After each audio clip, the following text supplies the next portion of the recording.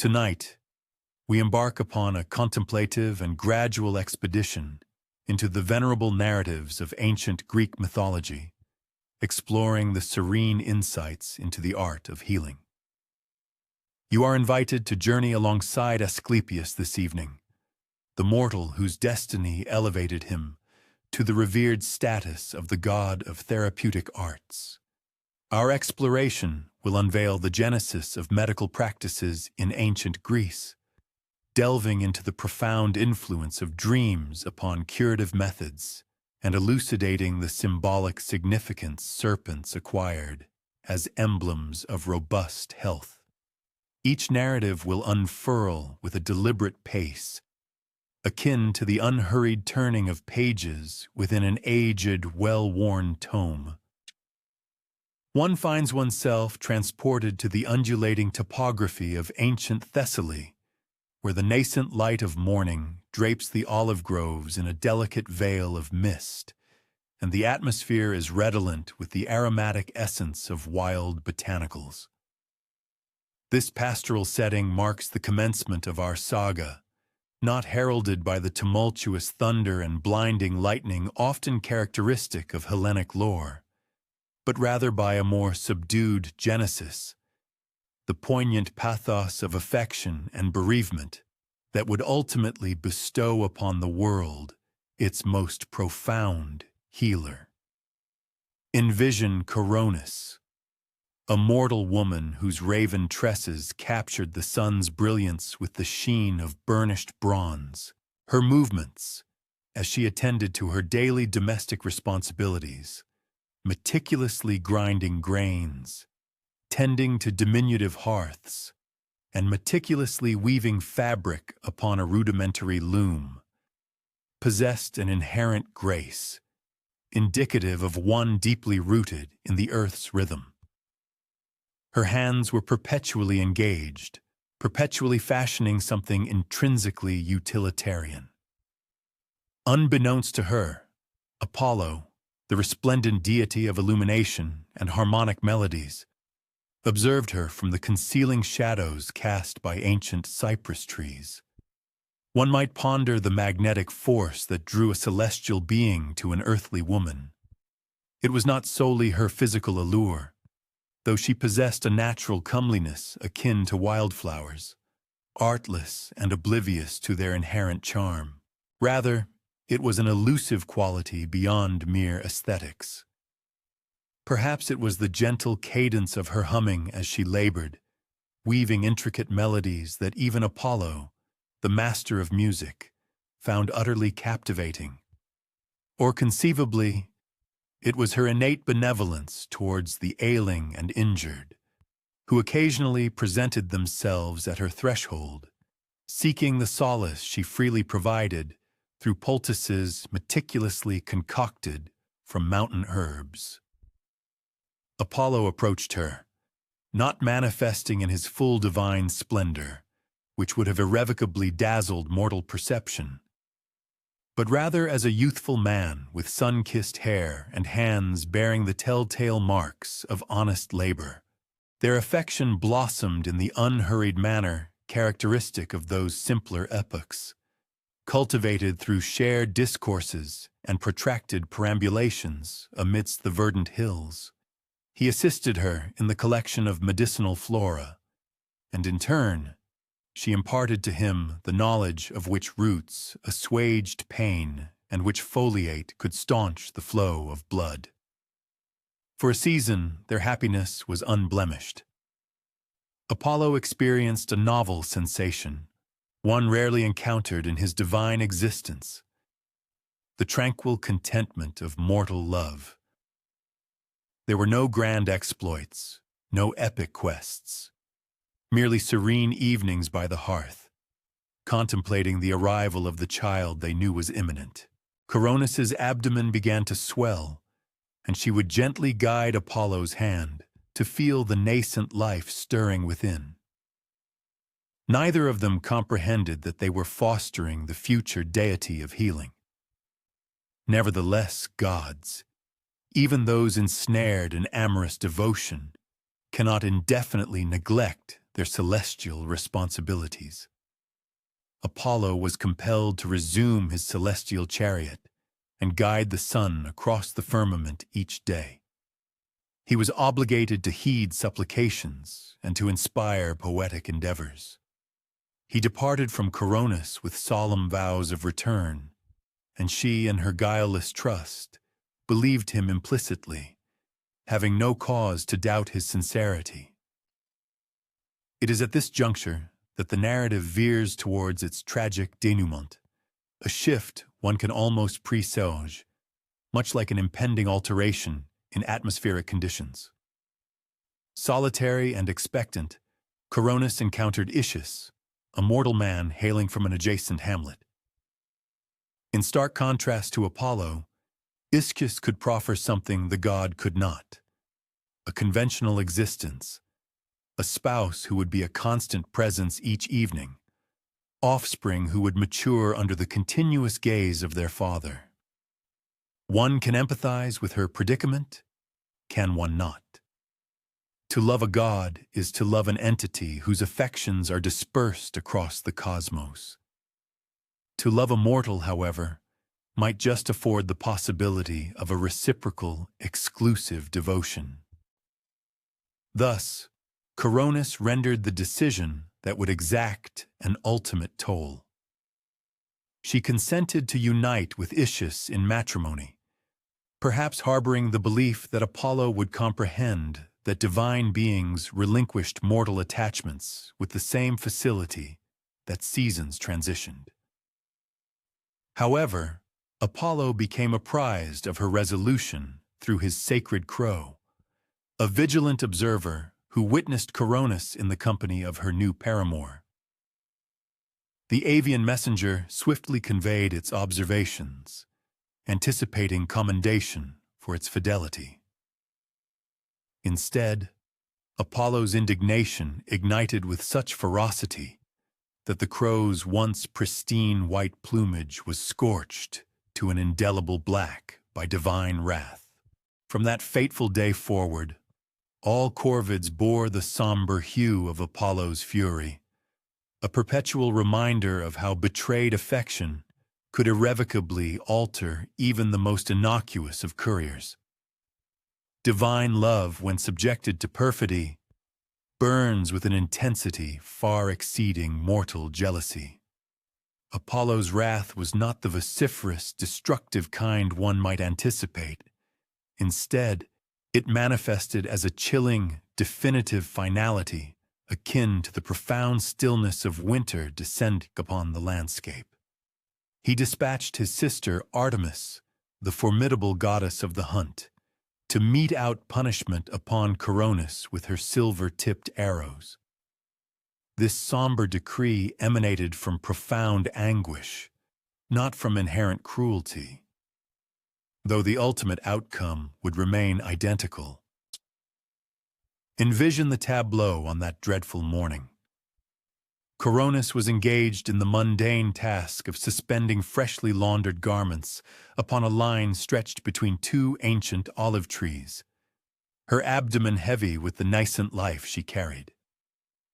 The textiles, humble linen tunics, and woolen cloaks swayed gently in the ambient breeze.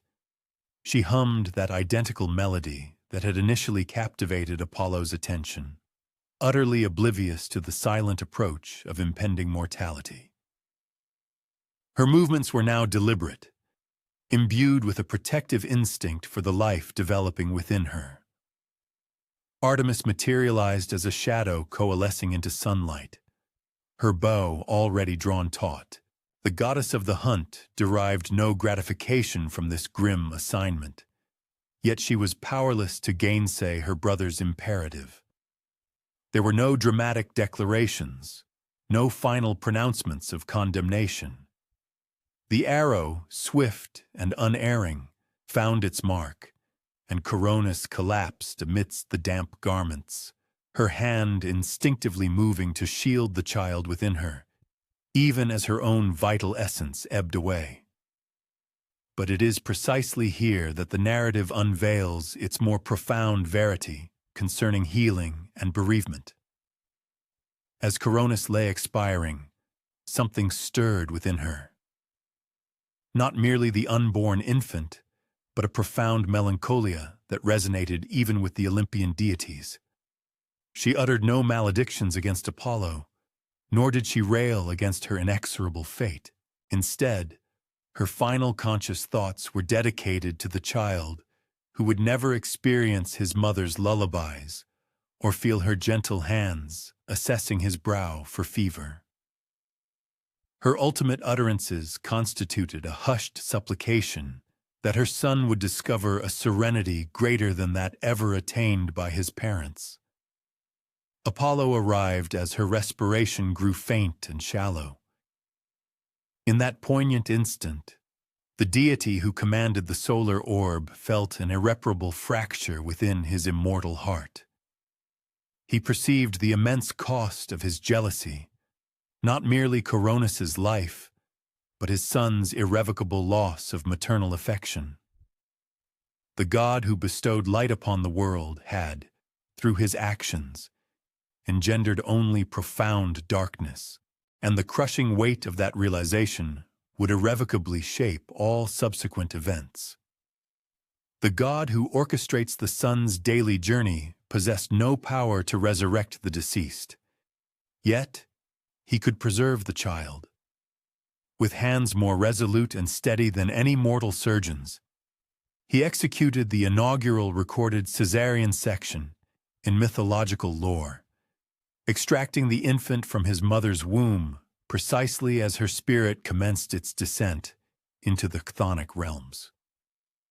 This pivotal moment thus became the primordial surgical intervention in Greek mythology, actuated not by medical erudition, but by an overwhelming, desperate paternal love. The infant, destined to become Asclepius, cried with the robust vocalization of one ordained for extraordinary accomplishments. Apollo cradled his son, discerning in the child's countenance an echo of Coronis's gentle disposition, intermingled with an undeniable divine essence. This child was fated to heal where Apollo had wrought destruction. He would alleviate suffering where his progenitor had inflicted it. The god immediately comprehended that this was simultaneously a benediction and an onerous burden. His son would dedicate an eternity to mending the very wounds that divine ire had inflicted. Apollo tenderly enfolded the baby in Coronis's cloak, which still retained the warmth of her body and the subtle fragrance of the herbs she had meticulously gathered. He breathed into the tiny lungs, imbuing not merely life, but a profound sense of purpose. This child would possess an innate understanding of pain, having been born from the crucible of tragedy. He would comprehend loss, for his very existence bore testament to the sacrifice made for his life. Every cure he subsequently effected would serve as an homage to the mother he was fated never to know. The god gazed upon his son and made a momentous decision that would reverberate through countless centuries. This child would not be nurtured upon the Olympian heights, amidst the pantheon of other deities, where he might assimilate their capricious cruelty and their divine indifference to mortal suffering.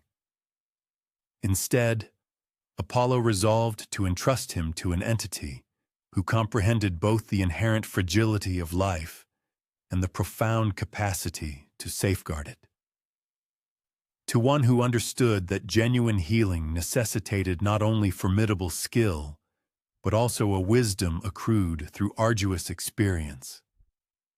As Apollo bore the infant away from the scene of such profound tragedy, one might discern the quiet profundity of this moment. There were no reverberating thunderclaps or miraculous portents, merely a father holding his son, traversing the very same hills where that son's mother had once gathered therapeutic botanicals. The inexorable cycle of mortality and mending had already commenced. Though neither god nor infant yet grasped its full import, the baby slumbered peacefully in his father's arms, utterly unaware that his mother's untimely demise would propel him to master the very arts that might have preserved her. He remained ignorant at this nascent stage that her gentle hands, which once meticulously sorted herbs and bound wounds, had, through a divine inheritance, transmitted their healing touch to him. But Apollo knew, and that profound knowledge weighed upon him with the oppressive burden of chains. Apollo paused at the periphery of a dense forest, where ancient arboreal giants stood in a silence predating memory itself. Somewhere within that verdant obscurity resided Chiron, the most sagacious of all centaurs, renowned for his medical prowess, and the esteemed mentor of heroes.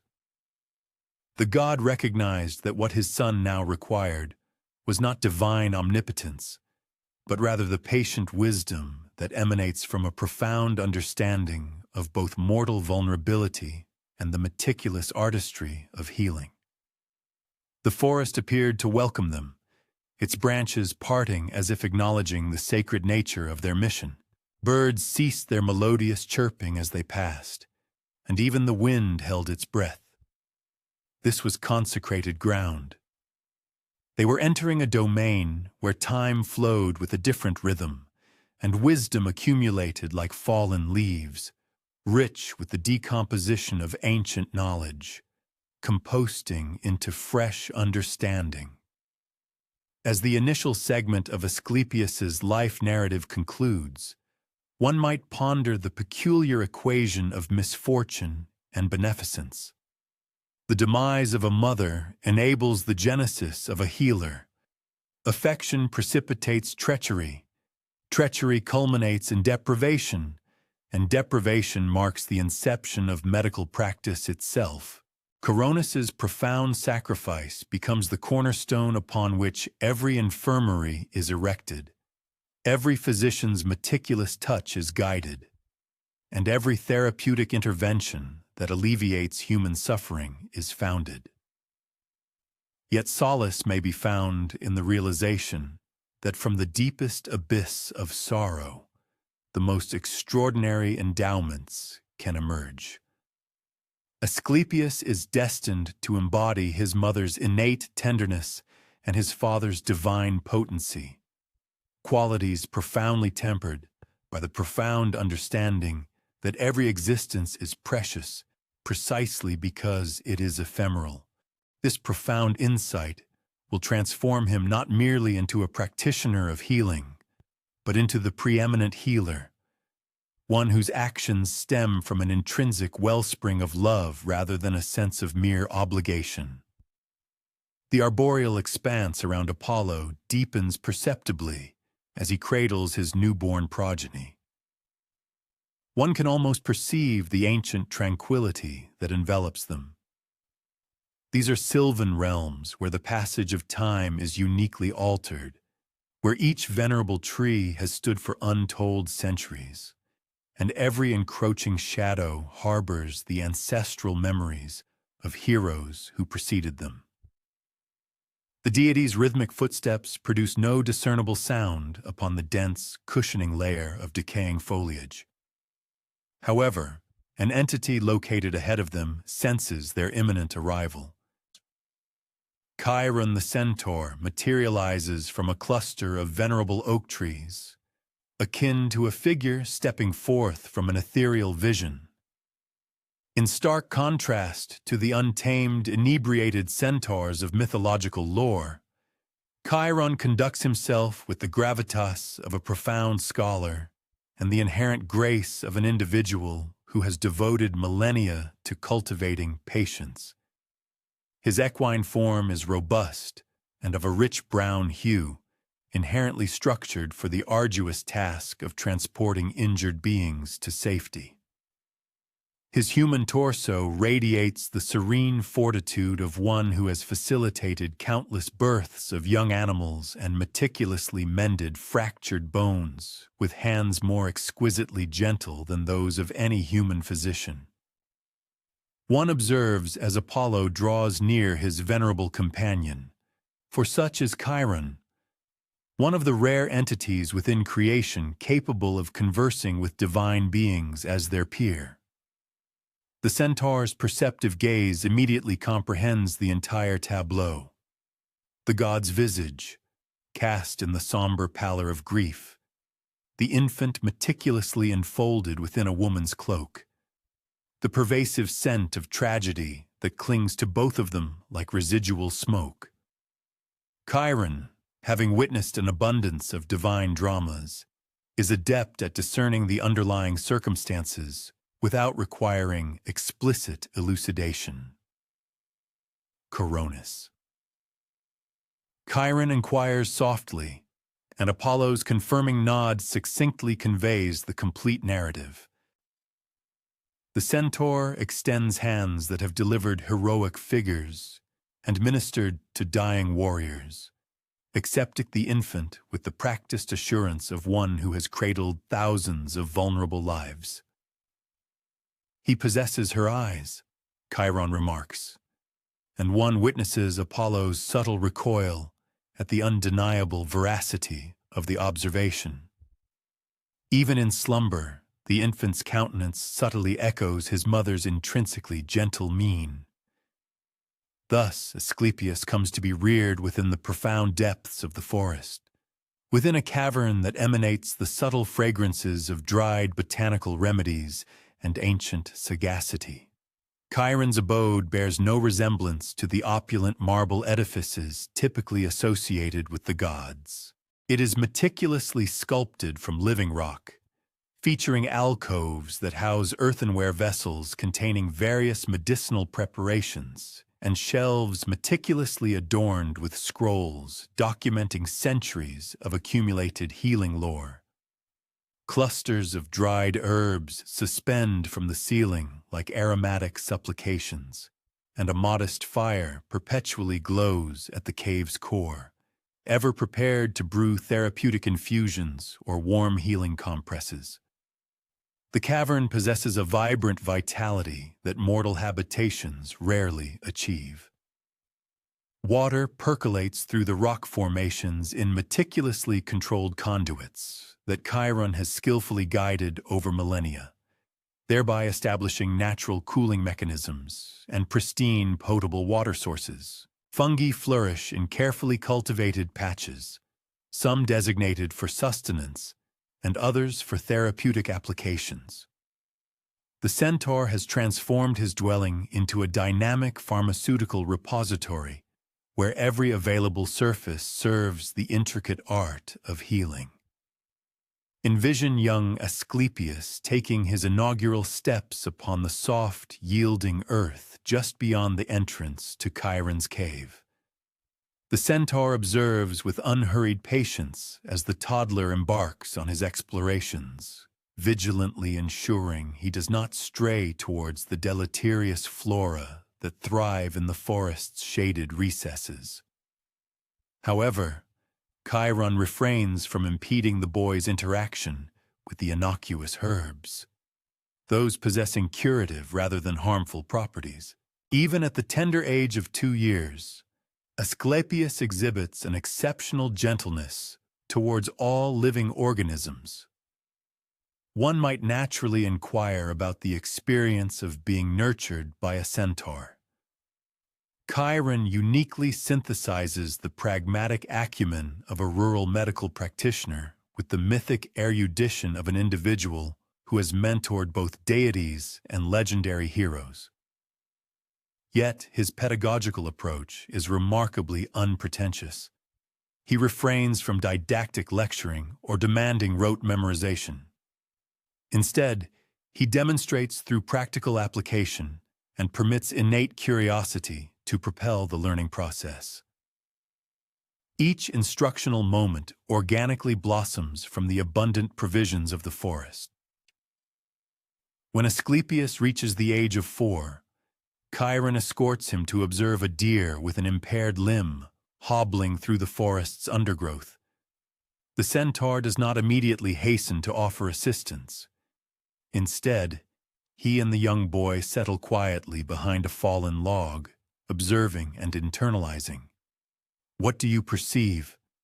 Chiron inquires, and Asclepius articulates how the deer conspicuously favors one leg, how its locomotion is markedly slower than typical, and how it frequently pauses to rest against tree trunks.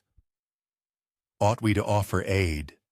the boy asks, and Chiron deliberates upon this question with profound seriousness. Such instructional opportunities necessitate meticulous handling. "Indeed we should," he ultimately affirms, "but with utmost caution. Fear can inflict as much detriment as a physical injury."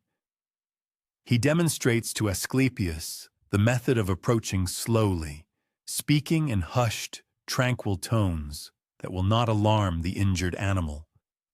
The deer does not flee, perhaps instinctively sensing the inherent gentleness of their intentions, or possibly recognizing Chiron's familiar presence.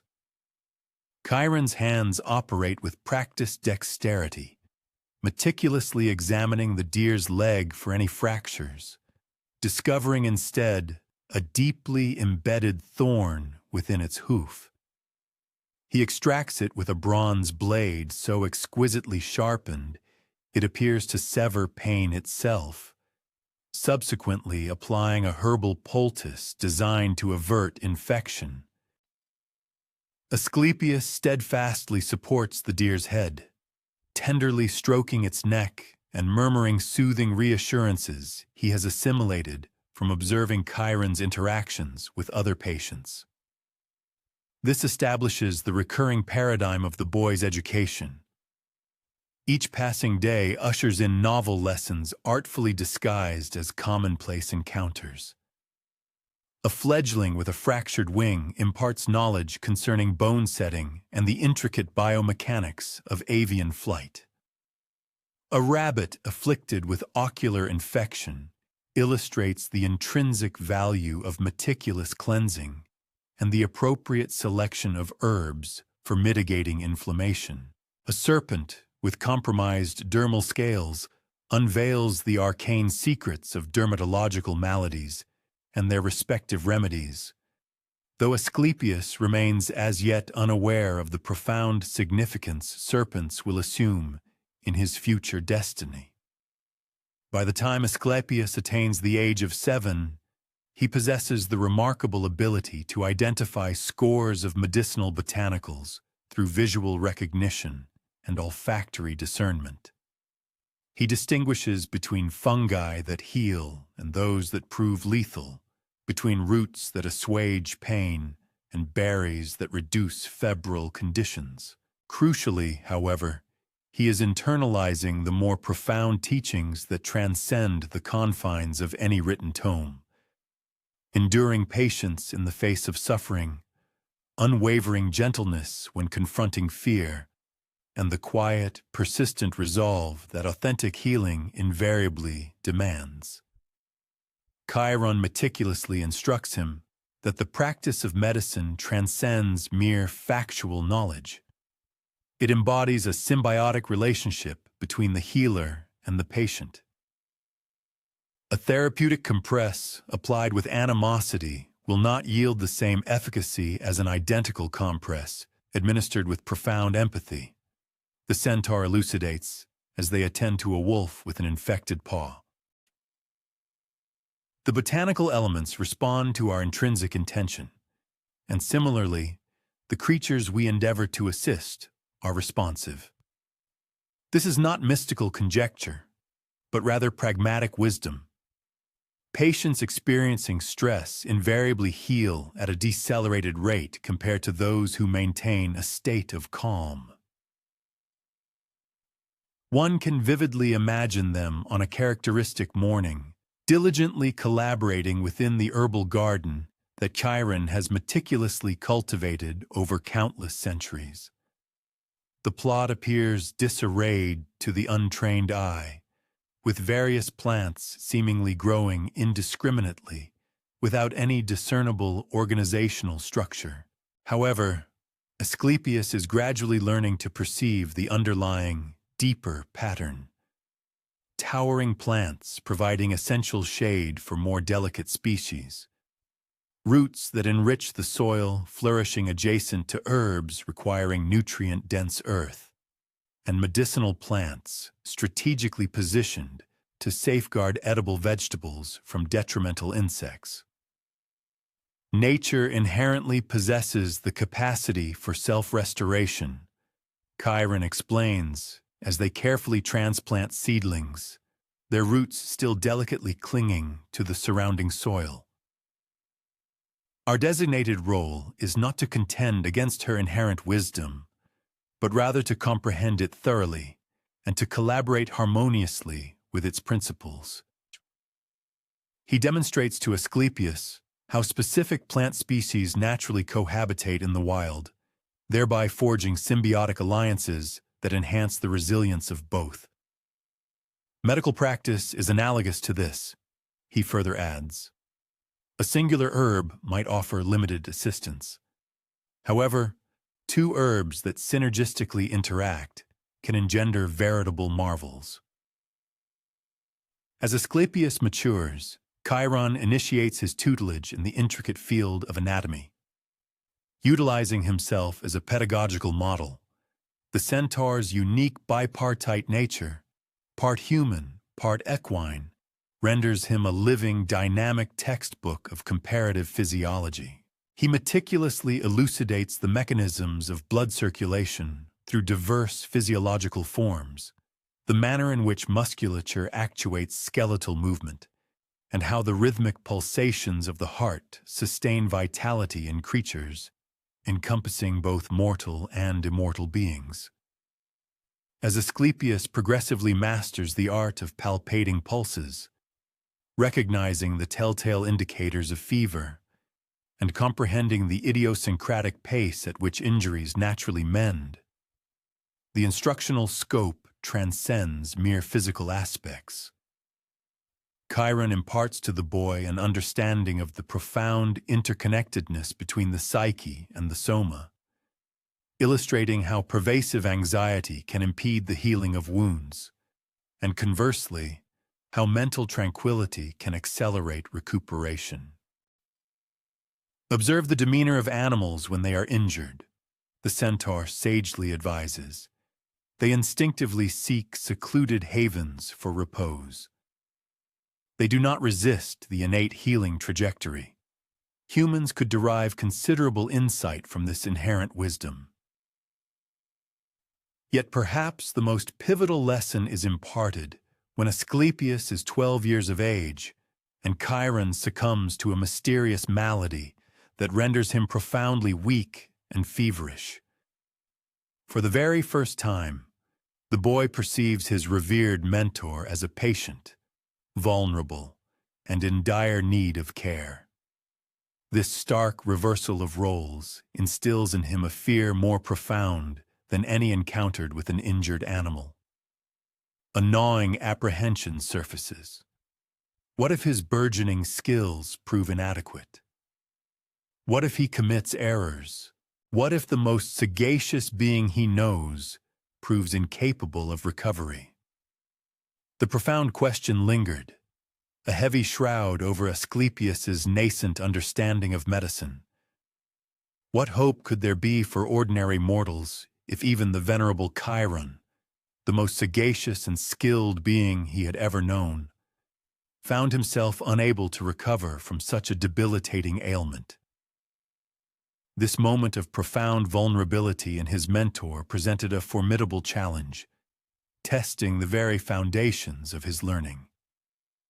Despite the profound debilitation of his own affliction, Chiron, with characteristic wisdom, discerned an invaluable pedagogical opportunity within his suffering. The true essence of healing commences with the humble acceptance that absolute control over all outcomes eludes our grasp, he murmured, his voice now gravelly yet inherently tender, from his repose amidst soft, insulating furs. He imparted a crucial lesson. On occasion, our efforts culminate in a complete cure. At other times, our sole capacity is to provide solace and ease. And sometimes, the most profound intervention is merely to remain steadfastly present with the enduring pain until its natural cessation. With meticulous precision, he then instructed Asclepius concerning the therapeutic regimen, detailing the precise selection of efficacious herbs, their proper preparation, the opportune moments for observing physiological alterations, and the discerning recognition of both favorable progression and unfortunate regression in the patient's condition. For 3 arduous days and 3 interminable nights, Asclepius ministered to his venerable instructor with an unwavering filial devotion, akin to a son tending to a beloved, ailing father. He meticulously concocted herbal infusions, ensuring each brew possessed the exacting potency required, and assiduously applied cooling compresses to Chiron's feverish brow whenever his temperature ascended. He maintained a silent vigil through the protracted hours when restorative sleep proved elusive for the centaur. During this intense period, the centaur's typically steady respiration grew increasingly strained and arduous, compelling the young boy to develop an acute sensitivity to the nuanced physiological indicators of a body locked in a desperate struggle for recuperation. On the auspicious 4th morning, Chiron's debilitating fever finally receded, much like the gentle breaking of dawn after an exceptionally protracted night. Perspiration glistened upon the centaur's broad forehead, yet his skin now felt refreshingly cool to the touch. His respiration became profoundly regular and unhurried, signifying a momentous shift. The critical juncture had definitively concluded, and both the sagacious teacher and his diligent student shared an unspoken understanding that a transformative metamorphosis had irrevocably transpired. Asclepius had, in essence, transcended a pivotal demarcation, moving decisively from the passive role of an observer to the active embodiment of a true healer, evolving from a mere assistant to an individual fully capable of shouldering immense responsibility. "You performed admirably," Chiron articulated with understated sincerity, yet his terse affirmation bore the profound gravitas of official acknowledgement and commendation. In that instant, Asclepius distinctly perceived an indelible internal transformation, an undeniable shift in his very being that transcended mere intellectual comprehension. This profound transition unfolded so imperceptibly, almost without conscious awareness, akin to the subtle encroachment of dawn gradually illuminating the forest canopy. One day, he was a diligent student assimilating methodical procedures. The next, he found himself a burgeoning healer, wielding the critical power of judgment, capable of swaying the balance between vitality and mortality. As Asclepius entered his formative teenage years, tales of his burgeoning capabilities started to disseminate widely, extending far beyond the secluded confines of the forest. Injured hunters, guided by persistent whispers and compelling rumors of a youthful practitioner who could effect what appeared to be astonishing, almost supernatural, cures, began to actively seek out the centaur's hidden grotto. Chiron observed with profound satisfaction as his gifted student accorded every individual patient an identical measure of meticulous care, irrespective of their social standing or financial capacity to offer recompense. The young man exhibited no partiality, tending with equal diligence to the affluent merchant as he did to the impoverished woodcutter. One tranquil evening, as they sat beside their crackling fire, diligently compounding therapeutic remedies for the ensuing day, Chiron broached the subject of the future with the measured pronouncements of someone who, through countless cycles, had witnessed many promising students arrive and eventually depart. You have now assimilated the entirety of my botanical and surgical instruction, he declared, his voice resonating softly as he continued pulverizing desiccated botanicals with a mortar and pestle, implements polished to a lustrous sheen by countless generations of application. However, the true art of restoration extends far beyond mere corporeal ailments. Dreams, fervent prayers, enduring hope, and even profound despair. These intangible elements are equally integral components of medicine. He then elucidated for Asclepius the venerable traditions of ancient temples, sacred precincts where the practices of healing and spirituality were inextricably interwoven, and where supplicants sought not only physical alleviation, but also a profound revitalization of their inner essence.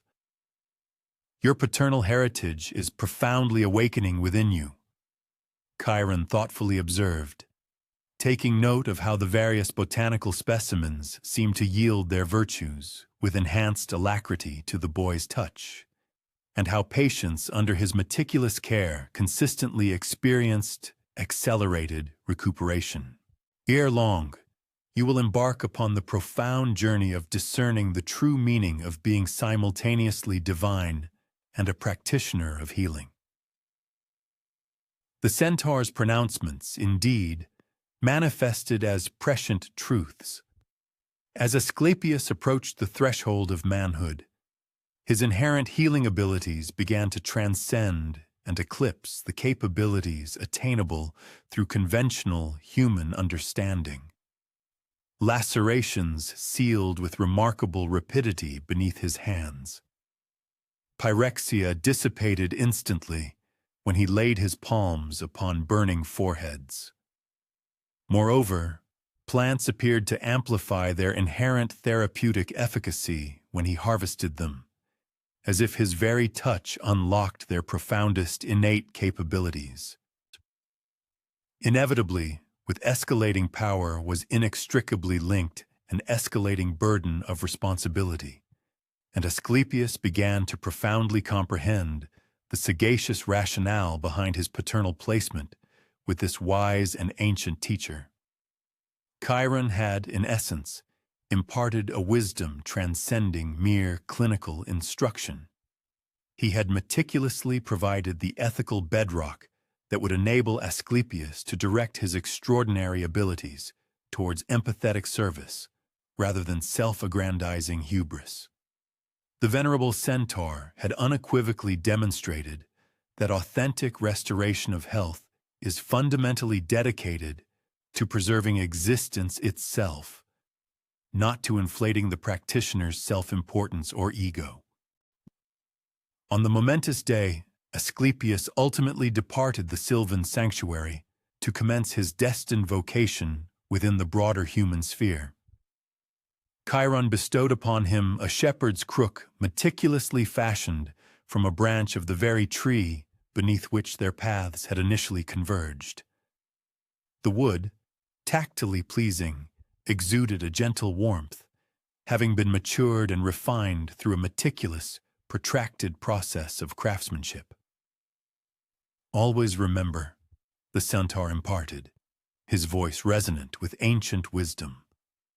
True healing necessitates both the profound sagacity to discern the appropriate course of action and the essential modesty to acknowledge and embrace immutable circumstances.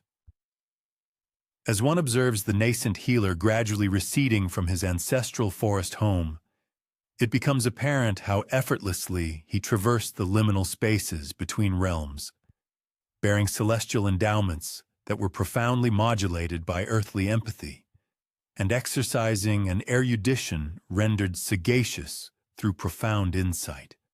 The wailing babe, delivered by Apollo to these secluded woods, had now evolved into a unique synthesis, neither fully deific nor entirely mortal, yet ideally positioned to mediate and minister to both spheres of existence.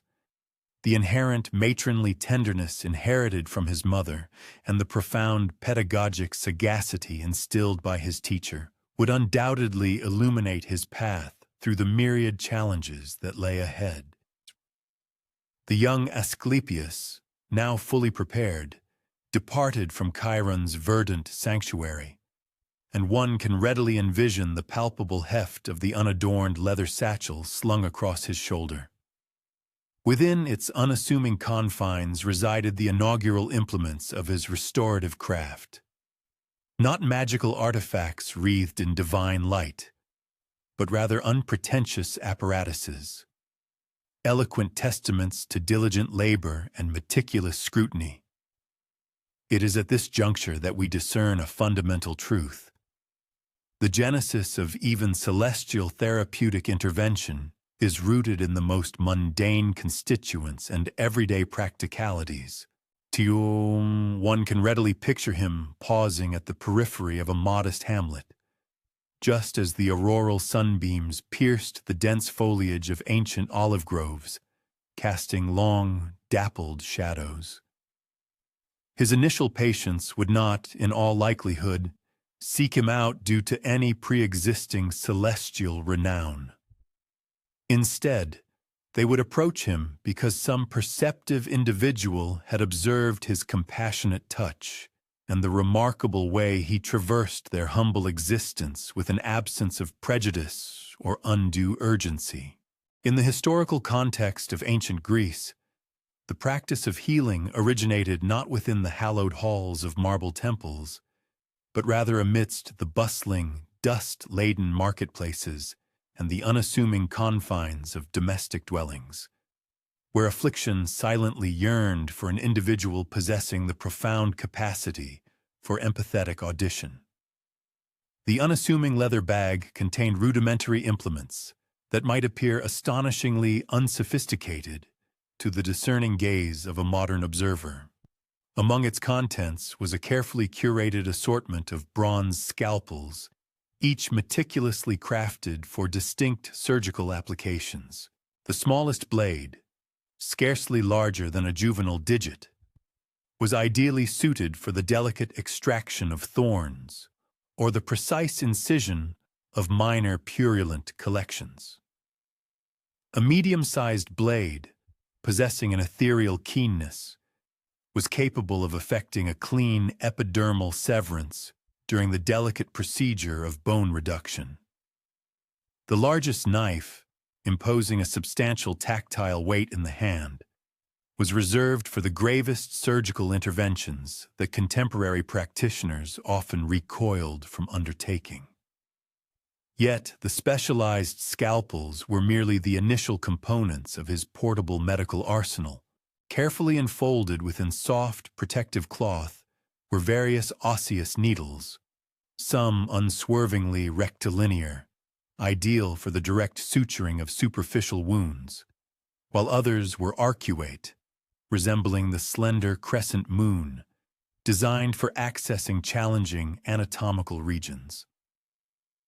Thread, meticulously fashioned from ovine intestines, provided resilient sutures that the organic tissue could naturally assimilate as the healing process progressed. These rudimentary instruments possessed no inherent enchantment beyond the sheer dexterity of the hands that wielded them and the discerning expertise in their appropriate application. The villagers converged gradually, drawn by the compelling narratives they had gleaned from itinerant travelers. Here, they learned, was a young man who had acquired his therapeutic expertise from the sagacious centaur Chiron, and moreover, bore the divine imprimatur of Apollo himself. However, what most profoundly captivated their collective imagination was not his celestial lineage. It was, rather, the deeply empathetic manner in which he genuflected beside an ailing infant, palpating her pulse with digits that evinced an almost intuitive diagnostic precision, as if they inherently understood the intricate rhythms of life and illness. One can readily envision Asclepius unfurling his pharmacopoeia in that inaugural village, under the watchful gaze of inquisitive youngsters who peered cautiously from behind their mother's garments. Earthenware vessels, meticulously arranged, contained desiccated botanicals spanning a multitude of varieties. Salix alba for analgesic purposes, golden mel for prophylactic antiseptic application, and papaver somniferum extract for inducing profound slumber when surgical interventions became necessary. Each pot was meticulously inscribed with esoteric glyphs, discernible solely to experienced practitioners, a rudimentary apothecarial collection, yet one embodying the accumulated sagacity of countless generations. Observe him as he commenced his inaugural professional duties during that first morning as an autonomous practitioner. An aged farmer approached, exhibiting a pronounced preference for his right leg, his gait sufficiently impaired that his quotidian labors had become all but insurmountable. Rather than precipitously prescribing a remedy, Asclepius, with thoughtful deliberation, posed incisive inquiries. When precisely did this discomfort originate? Does the sensation intensify more acutely in the morning or during the evening hours? Could you indicate the exact locus of your most bothersome affliction? The subsequent physical examination would, in its methodical approach, bear a striking resemblance to diagnostic procedures employed by contemporary physicians. Asclepius palpated the farmer's leg with meticulous hands, gently assessing the articular range of motion, all the while observing the man's countenance for any manifestation of distress. He ultimately identified a chronic lesion, an old injury that had failed to achieve complete resolution, thereby perpetuating persistent inflammation exacerbated by each day's exertion. The prescribed remediation was notably devoid of theatrics. A simple cataplasm of botanicals to mitigate edema, specific therapeutic movements to fortify ancillary musculature, and pragmatic counsel regarding judicious periods of repose. However, it was at this juncture that his celestial provenance subtly yet undeniably manifested itself. As Asclepius meticulously prepared the herbal remedy, an extraordinary phenomenon transpired. The botanicals appeared to yield their therapeutic virtues with enhanced alacrity to his touch, far more readily than they would for common mortal hands. The resultant mixture not only exuded a potent medicinal aroma, it also intrinsically imparted an intangible aura of optimism, a profound sense of hope that consequently instilled in both practitioner and sufferer a deep conviction in the prospect of genuine alleviation. Rumors disseminated with remarkable rapidity throughout the small, interconnected communities, and by the afternoon, an extensive queue of ailing individuals had formed outside the simple dwelling where Asclepius had established his rudimentary clinic. Every individual ailment presented to him provided fresh insights into the pragmatic implementation of Chiron's profound teachings. A mother brought her infant, afflicted with a recalcitrant respiratory ailment. He prescribed the inhalation of vaporized herbal essences and demonstrated techniques to facilitate the child's respiration. A young man, suffering from septic lesions sustained during agricultural labor, received meticulous debridement and dressings saturated with golden mel, nature's intrinsic antimicrobial agent. Soaked in amber honey, nature's own potent antibiotic, a powerful remedy was often employed. one might well ponder the remarkable journey of a nascent healer, mastering such formidable instruments without inadvertently inflicting greater injury than succor. The profound secret to his burgeoning proficiency resided in an unwavering commitment to patience and meticulous observation.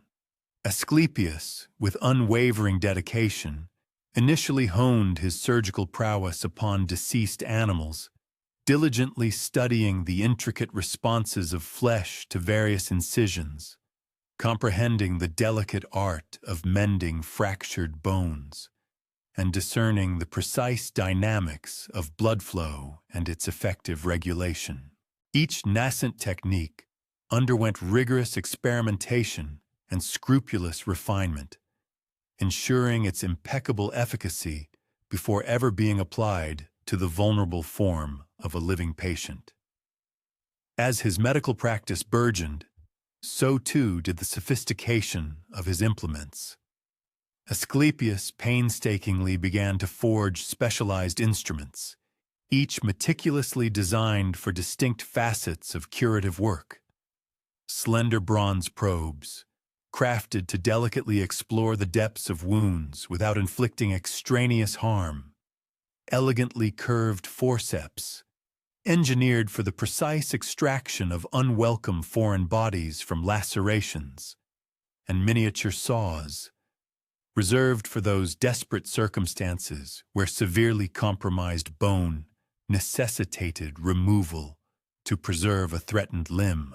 Concurrently, his collection of healing herbs expanded in its diversity and complexity as he traversed from one settlement to the next. He developed an acute sensibility for regional distinctions within familiar botanical species, discerning that the identical plant might possess varying potencies, influenced by the unique soil compositions and climatic conditions of its locale. A meticulously maintained journal served as a comprehensive chronicle, documenting not only which specific herbs proved efficacious for particular ailments, but also the optimal periods for their harvesting to maximize potency, precise methodologies for their drying and storage, and the innovative combinations that unlocked novel therapeutic possibilities. Yet, arguably, the most indispensable implement within his entire repertoire was neither cast in durable bronze nor forged in resilient iron. Rather, it was his extraordinary capacity for profound listening. Ancient Greek therapeutic philosophy grasped a fundamental truth that contemporary healthcare occasionally overlooks. Genuine healing commences with truly apprehending the narratives and unspoken anxieties a patient endeavors to convey. Asclepius cultivated an unparalleled aptitude for discerning not merely overt symptoms, but the entirety of the individual, comprehending how the intricate interplay of fear, hope, and the specific nuances of family circumstances collectively influenced the trajectory of recovery. During a tranquil autumn evening, as Asclepius diligently arranged his medicinal preparations by the soft glow of a lamplight, a profound realization dawned upon him regarding the deeper philosophical underpinnings of Chiron's tutelage. The physical tools themselves, he understood, held less intrinsic importance than the sagacious discernment of precisely when and how to deploy them. A blade, when wielded by an unskilled hand, possessed the inherent potential to inflict grievous harm rather than to mend. Similarly, herbal remedies, if misapplied, could tragically induce a toxic response instead of conferring curative benefits. The true mastery, he concluded, lay not in the mere possession of formidable instruments, but in cultivating the profound wisdom necessary for their judicious and appropriate application. This profound insight irrevocably reshaped his entire methodology towards healing. Rather than impulsively reaching for his most impressive or invasive instruments, Asclepius invariably initiated his interventions with the most straightforward and least intrusive approaches. Frequently, what initially manifested as an intricate medical conundrum often yielded to a remarkably uncomplicated resolution. Enhanced nutritional intake, adequate periods of recuperation, a reduction in prevailing stressors, or simply the profound reassurance derived from being genuinely heard and understood by an individual deeply invested in one's well-being. The surgical instruments, in his refined philosophy, represented medicine's ultimate recourse, never its initial response. Asclepius consequently cultivated a distinguished reputation for assiduously avoiding superfluous procedures, consistently prioritizing conservative treatments and only resorting to surgical intervention when it was deemed absolutely indispensable. This judicious approach spared innumerable patients from the compounding trauma of invasive interventions that frequently carried a greater propensity for harm than for benefit. As the seasons cycled and his formidable skills attained full maturity, other practitioners of healing began to actively seek his counsel, eager to assimilate his innovative techniques and to examine his specialized implements. Asclepius, with characteristic magnanimity, warmly welcomed these aspiring students, recognizing that the potency of healing knowledge was profoundly amplified through its communal dissemination rather than its restrictive monopolization. He embarked upon instructing others not merely in the practical mechanics of wielding specific instruments, but, more significantly, in the nuanced art of thinking like a true healer. Cultivating meticulous observation, rigorously questioning preconceived notions, and consistently embracing a holistic perspective that encompassed the entire individual, rather than narrowly focusing solely on their presenting symptoms.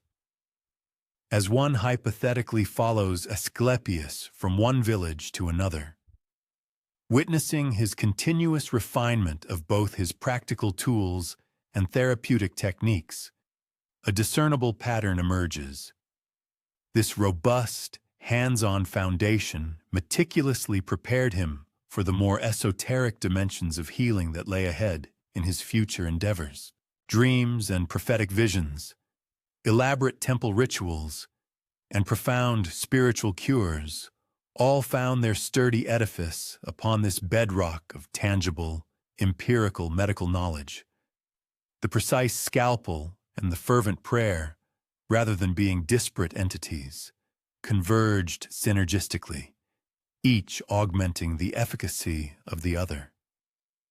The unpretentious leather satchel that once contained the entirety of his worldly possessions gradually expanded, metamorphosing into a comprehensive medical atelier.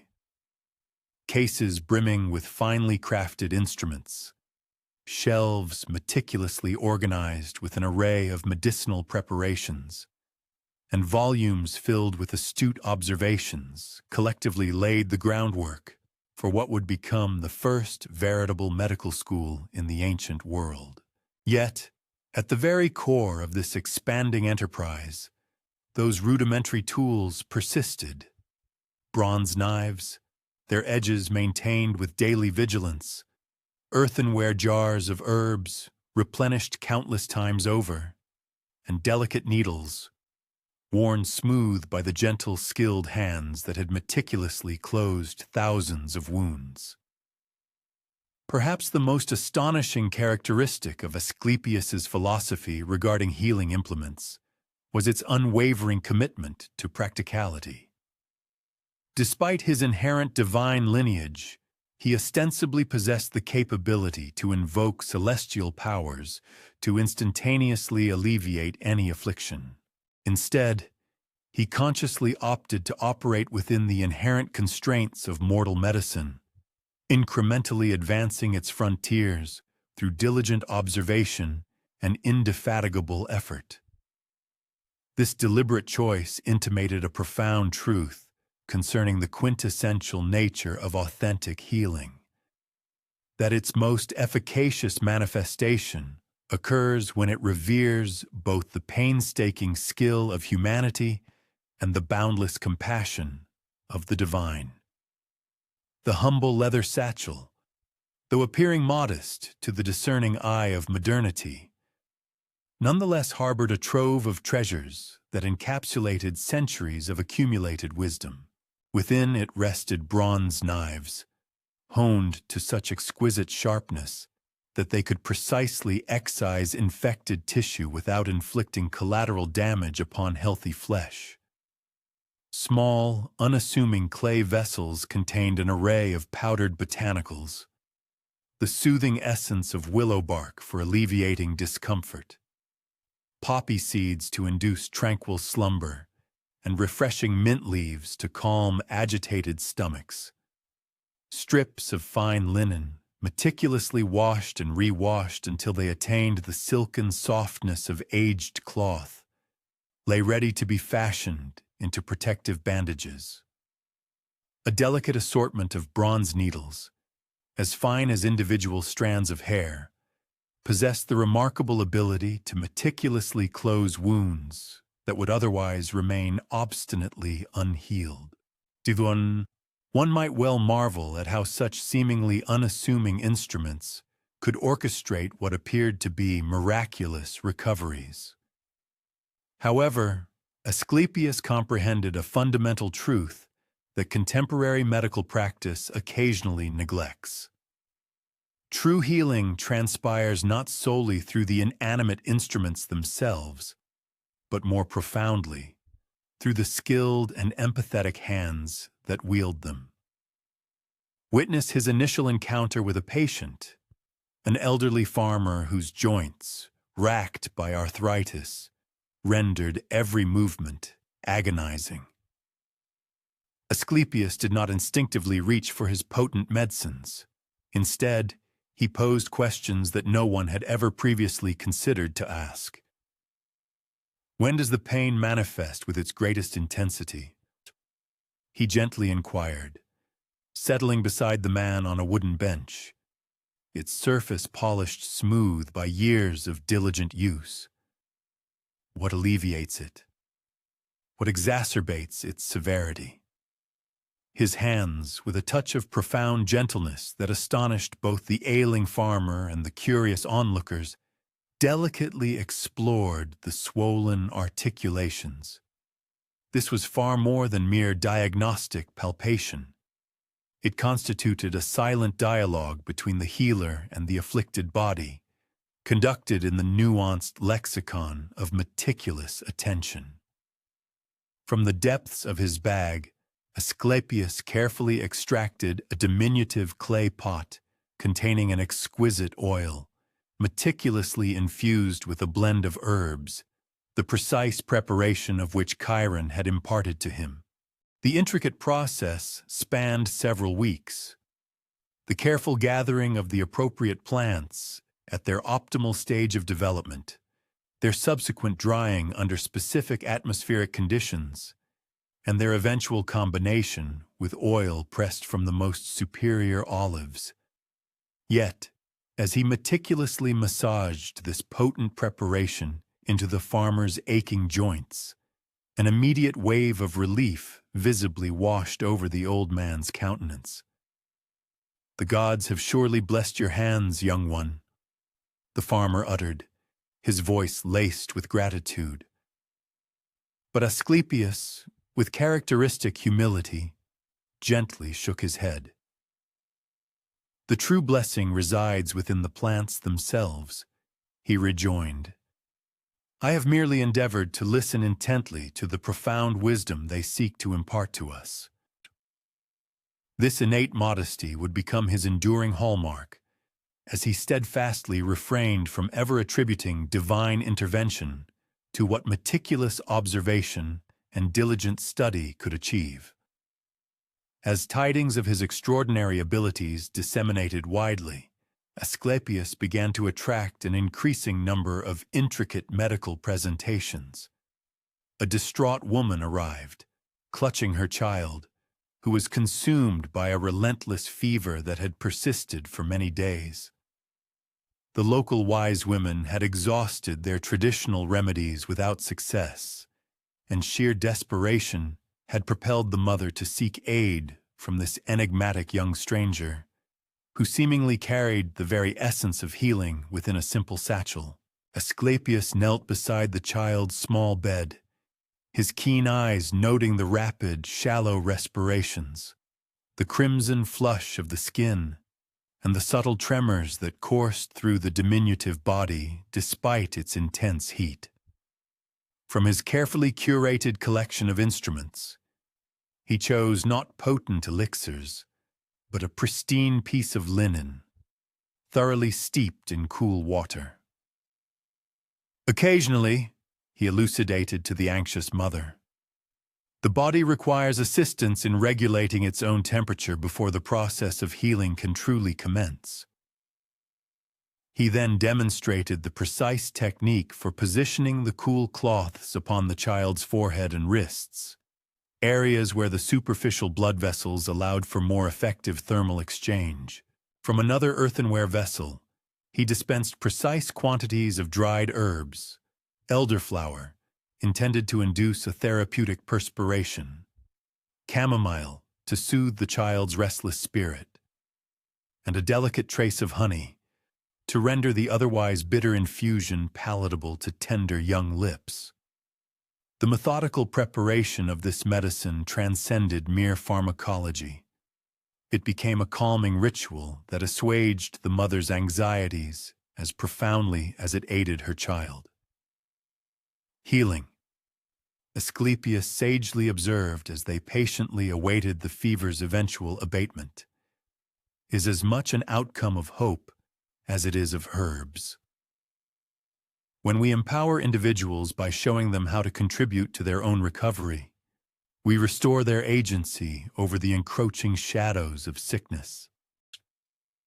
The mother, watching her child's breathing gradually deepen and stabilize, understood for the first time that she was not utterly defenseless against the pervasive grip of illness. He meticulously cleansed the wound with a generous application of wine, explaining to the shepherd that certain ethereal essences within the liquid possessed the capacity to combat the unseen adversaries responsible for infection. The young man clenched his jaw, gritting his teeth as Asclepius carefully probed the lacerated tissue, excising dirt and necrotic flesh with movements as precise and deliberate as those of a sculptor meticulously shaping marble. A measure of discomfort now, the sagacious healer elucidated, often serves to avert a far greater agony later. Sometimes, true compassion necessitates the infliction of transient pain to prevent enduring detriment. However, not every implement within Asclepius's formidable collection was designed for gentle application.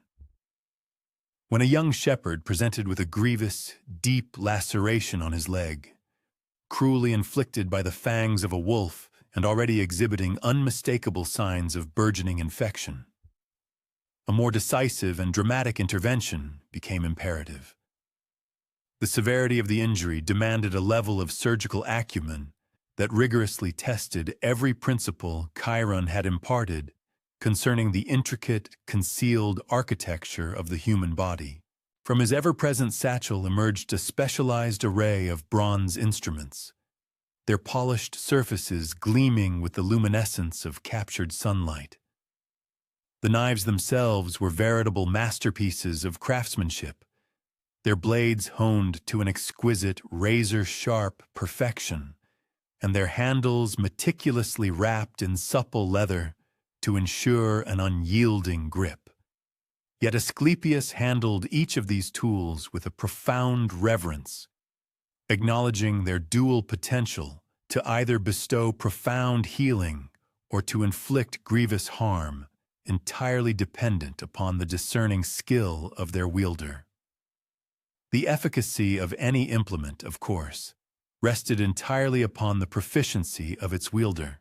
Over the ensuing weeks, Asclepius's renown expanded considerably, not solely due to his extraordinary curative talents, but equally for his profound eagerness to instruct others. He diligently demonstrated to the women of the region the intricate methods for concocting potent herbal concoctions designed to alleviate prevalent maladies. Furthermore, he meticulously tutored young men in the critical skills of properly reducing fractures and thoroughly cleansing lacerations. His unassuming satchel of instruments effectively evolved into a peripatetic academy of medical science. The slender bronze needles, for instance, were expertly deployed as Asclepius meticulously sutured the incision with such exquisite precision that the resulting stitches appeared more ornamental than merely utilitarian. Each individual suture was positioned with an almost geometric exactitude, meticulously drawing the ragged margins of the damaged tissue into flawless congruence. The amazed shepherd observed his once gaping injury metamorphose into a refined linear demarcation that offered the promise of recuperation rather than the threat of infection. By what discernment do you determine the precise locations for incision and closure? Inquired the youthful patient, prompting Asclepius to momentarily suspend his efforts and reflect upon the query. Each individual physique narrates its unique chronicle, he expounded. The sanguine currents reveal their desired trajectory. The muscular fibers indicate their preferred repose. My role is merely to apprehend their intrinsic communication and assist them in recalling their inherent state of integrity. Nevertheless, instruments possess efficacy only commensurate with the sagacity that directs their application. Asclepius consistently ensured that his disciples never overlooked the profound foundational tenets underpinning their acquired methodologies. These implements serve to augment our physical reach, he elucidated during an unscheduled instructional session conducted beneath the verdant canopy of a market square's shade trees. However, they are utterly incapable of expanding our emotional capacity. Empathy, indeed, stands as the paramount instrument, rendering all others truly efficacious. For what reason do you disseminate your specialized knowledge?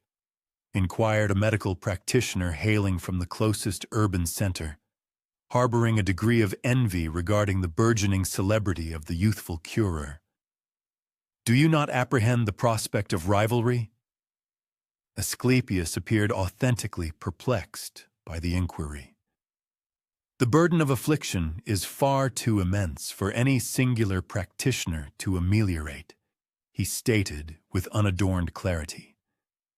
The greater the number of individuals possessing the wisdom of healing, the lesser the quantum of anguish pervading the globe. Turcain, this profound conviction initiated a fundamental metamorphosis within the realm of medicine itself. Rather than sequestering expertise as a coveted possession, Asclepius pioneered the inaugural consortium of healers who openly exchanged methodologies and breakthroughs. He instructed them in the fabrication of their own implements, guided them to sources of optimal raw materials, and elucidated which particular methods proved efficacious for specific maladies. His humble leather pouch thus became an archetypal model, widely replicated across the Hellenic civilization. As our exploration of Asclepius's groundbreaking medical methodologies approaches its culmination, one cannot help but discern the profoundly transformative nature of his philosophy. In an epoch where restorative practices were frequently perceived as either mystical arts or celestial interventions, he steadfastly championed a rational comprehension of corporeal mechanisms. He originated the primordial systematic framework for medicine, established the inaugural academies of medical philosophy, and forged the premier collective of proficient practitioners. He eloquently underscored this verity when an indigent individual afflicted with severe illness presented himself, soliciting aid that no other healer would condescend to offer. The man's affliction was gravely progressed and agonizing, his physique exhibiting the undeniable stigmata of prolonged abandonment. Conventional physicians would undoubtedly have dismissed him as beyond remedy. Yet, Asclepius extended his hand towards his satchel with the identical meticulous solicitude he accorded to his most affluent clientele. The instruments he employed were indistinguishable: the familiar bronze scalpels, the customary herbal concoctions, the identical linen dressings. However, the profound empathy with which he administered them fundamentally altered both the therapeutic process and the recipient of care. Even in circumstances where complete eradication of disease is unattainable, he instructed his attentive pupils, we invariably possess the capacity to provide solace. Occasionally, that very solace evolves into the bedrock for a recovery previously deemed unattainable. Yet, arguably paramount among his tenets, he consistently remembered that the most exquisitely refined implement within his collection was intrinsic benevolence itself. Each gleaming bronze scalpel found its direction through profound empathy. Every botanical panacea was meticulously compounded with genuine affection, and every dressing was affixed with an unwavering sense of optimism. His material instruments were unpretentious, but the profound spirit that animated their deployment possessed an boundless aptitude for solicitude. Thus, we conclude our observation of Asclepius laboring within that unassuming hamlet, his leather satchel lying open at his side as he assiduously attended to an unceasing procession of individuals requiring succor. The methodologies and implements of restoration radiated outward from his benevolent hands, akin to concentric undulations propagating across an unruffled pond, conveying solace to distant regions of the earth where affliction had previously languished unaddressed. In the archaic era, the practice of healing encompassed considerably more than mere corporeal palliatives. As Asclepius's renown steadily burgeoned, individuals commenced seeking his expertise for afflictions that botanical preparations alone proved incapable of addressing. It was at this juncture that his celestial lineage manifested with utmost lucidity, not through ostentatious supernatural feats, but rather through his singular aptitude for deciphering the enigmatic nexus between nocturnal visions and therapeutic recovery, a connection that would subsequently establish the bedrock of sacred temple medicine. One might envision Asclepius attending to a woman who had endured incessant cephalgia for a period spanning several months. Neither copious infusions of willow bark nor an array of palliative poultices had afforded her any respite.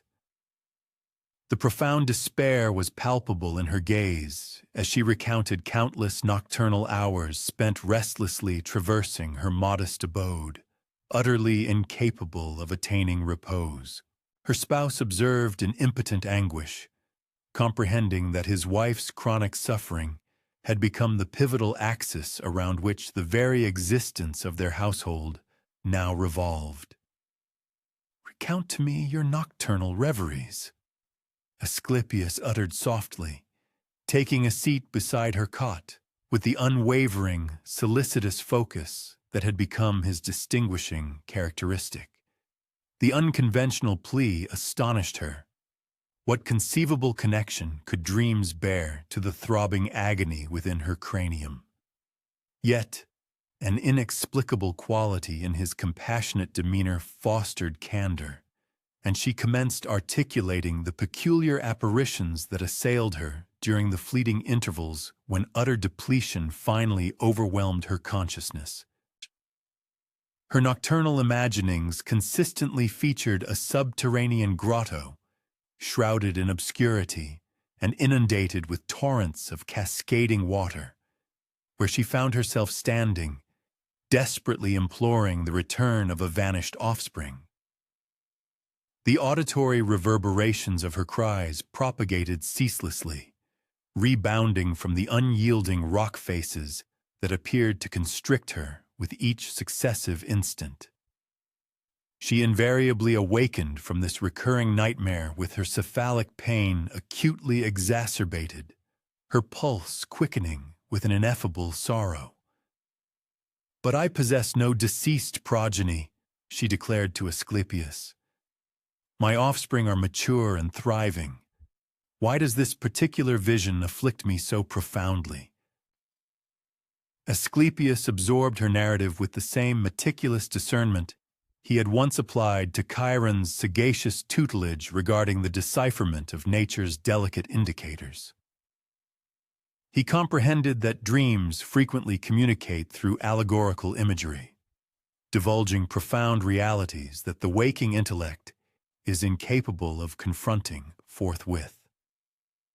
Through a series of tender interrogations, he uncovered the harrowing truth of a spontaneous abortion she had endured many years prior, a profound bereavement she had interred with such intensity that her conscious awareness seldom acknowledged its existence.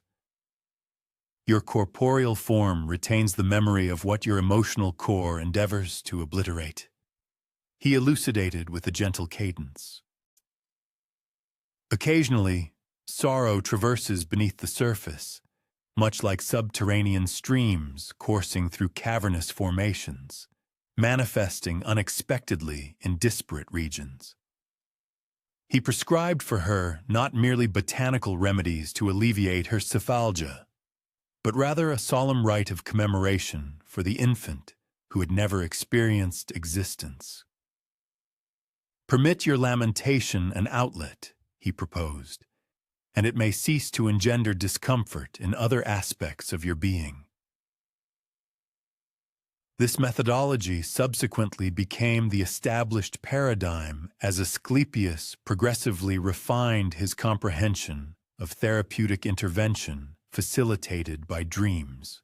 He cultivated the faculty to decipher the allegorical dialect of the slumbering psyche, elucidating visions that brought to light concealed etiological factors of disease. A male patient, for instance, who recurrently envisioned himself succumbing to submersion, ultimately recognized his profound apprehension regarding the relinquishment of agency. Similarly, a female individual tormented by dreams of pursuit came to terms with her pervasive trepidation concerning a discordant marital union. Frequently, corporeal manifestations of illness would dissipate entirely once latent emotional injuries were finally confronted and acknowledged. One might reasonably ponder the genesis of Asclepius's distinctive medical paradigm. The elucidation resides partially in his celestial ancestry, given that deities frequently communicate through prophetic dreams and spectral manifestations. However, its predominant wellspring lay in his inherent receptiveness to facets of human existence that other practitioners habitually overlooked. He observed that ailing individuals frequently alluded to their dreams, and consequently, he commenced affording these nocturnal narrations the same rigorous scrutiny he applied to their overt corporeal indications. Reports circulated widely concerning the youthful therapist who effected cures via the exegesis of dreams, prompting devout supplicants to undertake arduous pilgrimages specifically to solicit his assistance. Nevertheless, Asclepius did not merely dissect their apparitions.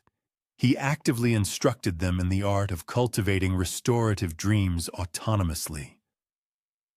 Somnolence constitutes a portal, he elucidated to an assembly of patients convened within a hallowed arboreal sanctuary.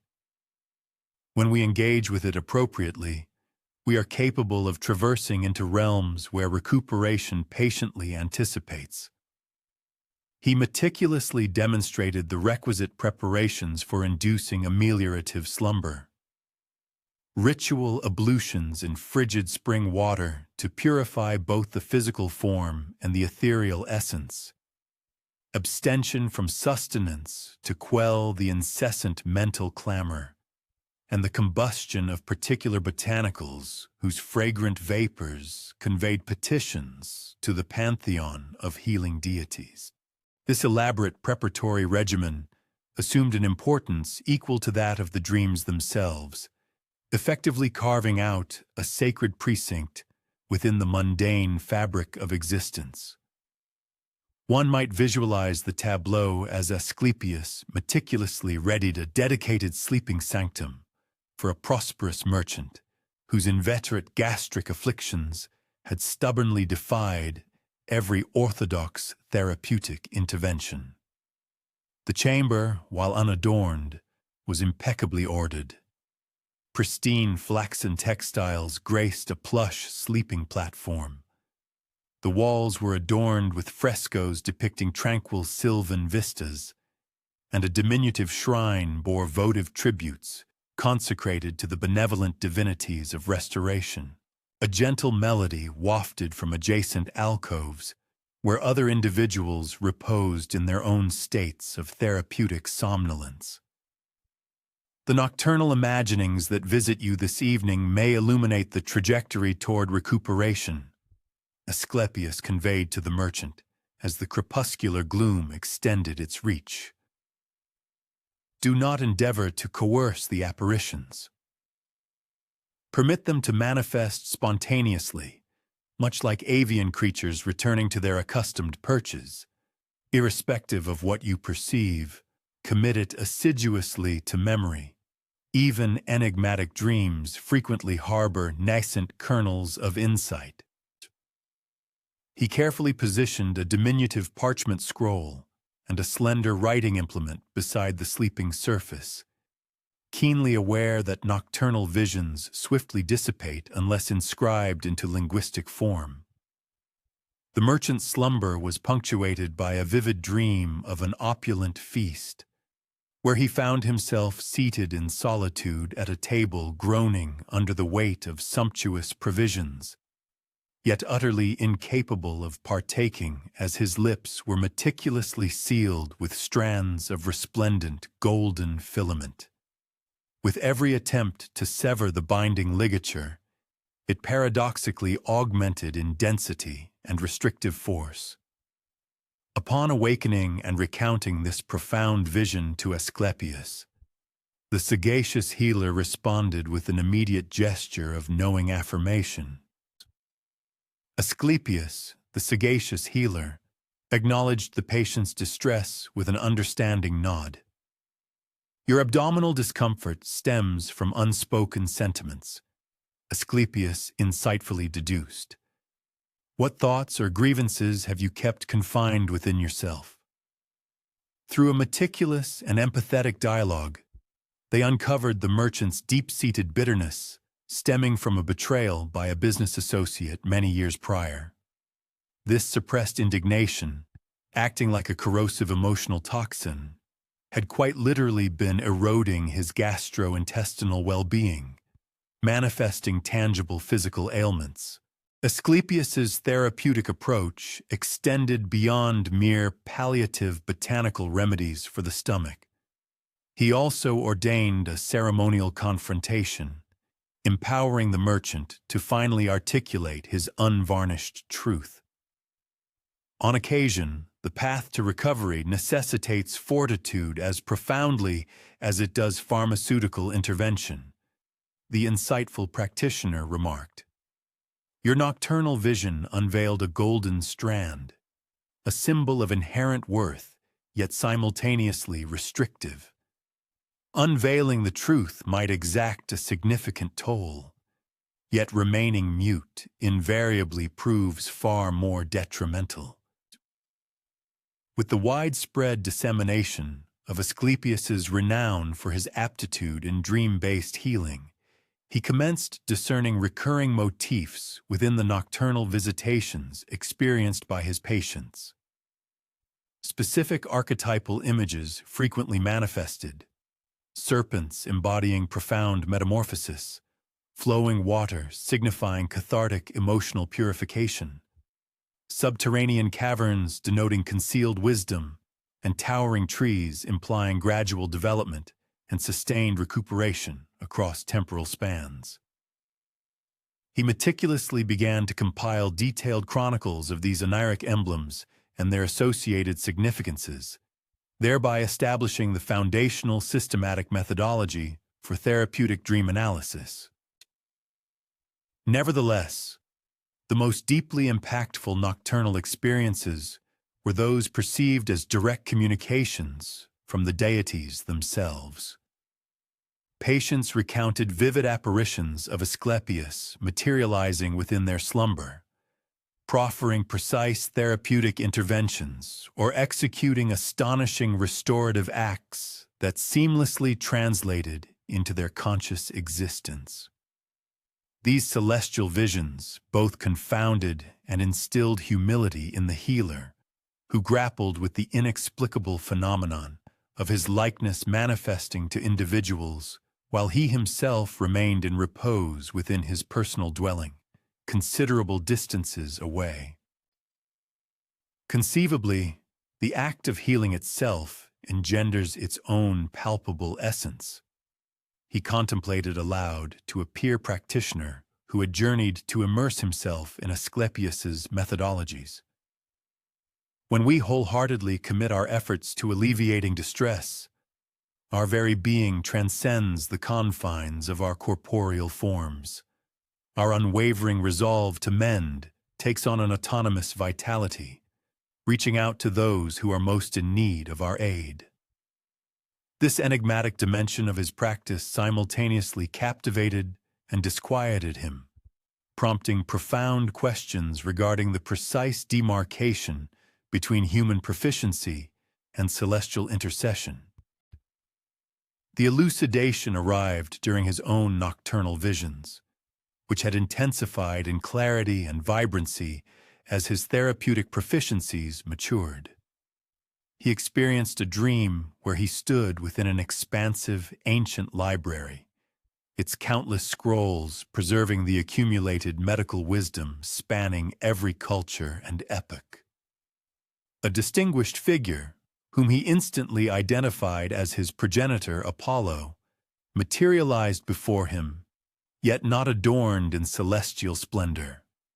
Rather, he presented as a venerable physician, his hands marked by the hardened skin of decades dedicated to the selfless ministration of others. "You are troubled by the origin of your unique endowments," the oniric Apollo uttered with a soothing tone. "Shkikaritsa." However, healing itself constitutes the fundamental wellspring. Each instance wherein you mitigate suffering, you partake from the identical fount that nourishes all empathy and benevolence. The Olympian deities do not possess healing. Rather, we are its devoted custodians, precisely as you are. This profound dream bestowed upon Asclepius the serenity he had long yearned for, culminating in the realization that his remarkable faculties originated from an entity more encompassing than either supernatural might or mere human dexterity. Fortified by this profound revelation, Asclepius commenced instructing his fellow healers on the methodologies for engaging with their patients' nocturnal reveries. He elucidated the techniques for cultivating optimal environments conducive to restorative sleep, expounded upon the interpretation of prevalent dream iconography, and guided them in assisting patients to comprehend the intricate correlations between their psychic visions and their physical maladies. Dreams are missives penned by the corporeal form to the spiritual essence, he he articulated. Our vocation lies in empowering individuals to decipher their own internal correspondence. This therapeutic discipline disseminated widely across the Hellenic realm, ultimately attaining formal institutionalization within the sanctuaries that would subsequently bear Asclepius's distinguished appellation.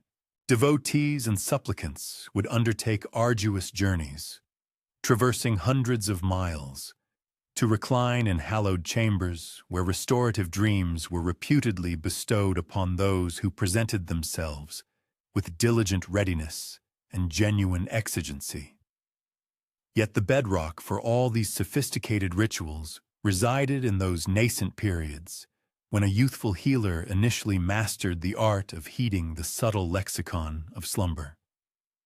As one approaches the culmination of this inquiry into the therapeutic potential of dreams, an individual might contemplate their own nocturnal visions and the profound communiques they potentially convey. Just as Asclepius discerned, the quiescent intellect frequently perceives resolutions that evade conscious awareness, demonstrating that repose itself can function as a potent form of medicament, and that recuperation sometimes necessitates venturing into obscurity to unearth illumination. Perhaps as one prepares for slumber, the gentle sagacity of Asclepius regarding dreams as portals will resonate. One might then direct attention to the imagery that graces their rest, seeking the emblematic narratives that their intrinsic healer endeavors to impart. And should the concept of healing dreams appear overly esoteric for contemporary sensibilities, it is pertinent to recall that scientific advancements have now substantiated what Asclepius instinctively grasped millennia ago. Sleep is the crucial period during which the physique regenerates, the psyche processes emotional afflictions, and the enigmatic nexus between corporeal and spiritual well-being manifests with utmost clarity. With the proliferation of reports concerning Asclepius's extraordinary therapeutic prowess throughout the Hellenic world, an astonishing transformation began to unfold. Various communities initiated the construction of sacred precincts consecrated to the healing disciplines, locales where the empirical medical wisdom acquired from Chiron coalesced with the profound spiritual facets of recuperation. These edifices were not ostentatious tributes to human vanity, but rather meticulously conceived environments where affliction possessed the potential to transmute into aspiration. One might envision an individual positioned on an elevated terrain, surveying the genesis of the inaugural Asclepieion, the designation subsequently accorded to these centers of healing. The selection of its site was far from arbitrary. It nestled adjacent to a pristine natural spring, whose waters had been revered as hallowed for countless generations, encompassed by verdant arboreal clusters that offered both welcome shade and invaluable botanical remedies. The master builders inherently recognized that optimal restoration transpired most effectively in settings where the very essence of nature appeared to murmur pledges of rejuvenation. One could observe the meticulous foresight invested in every facet of the sanctuary's architectural blueprint.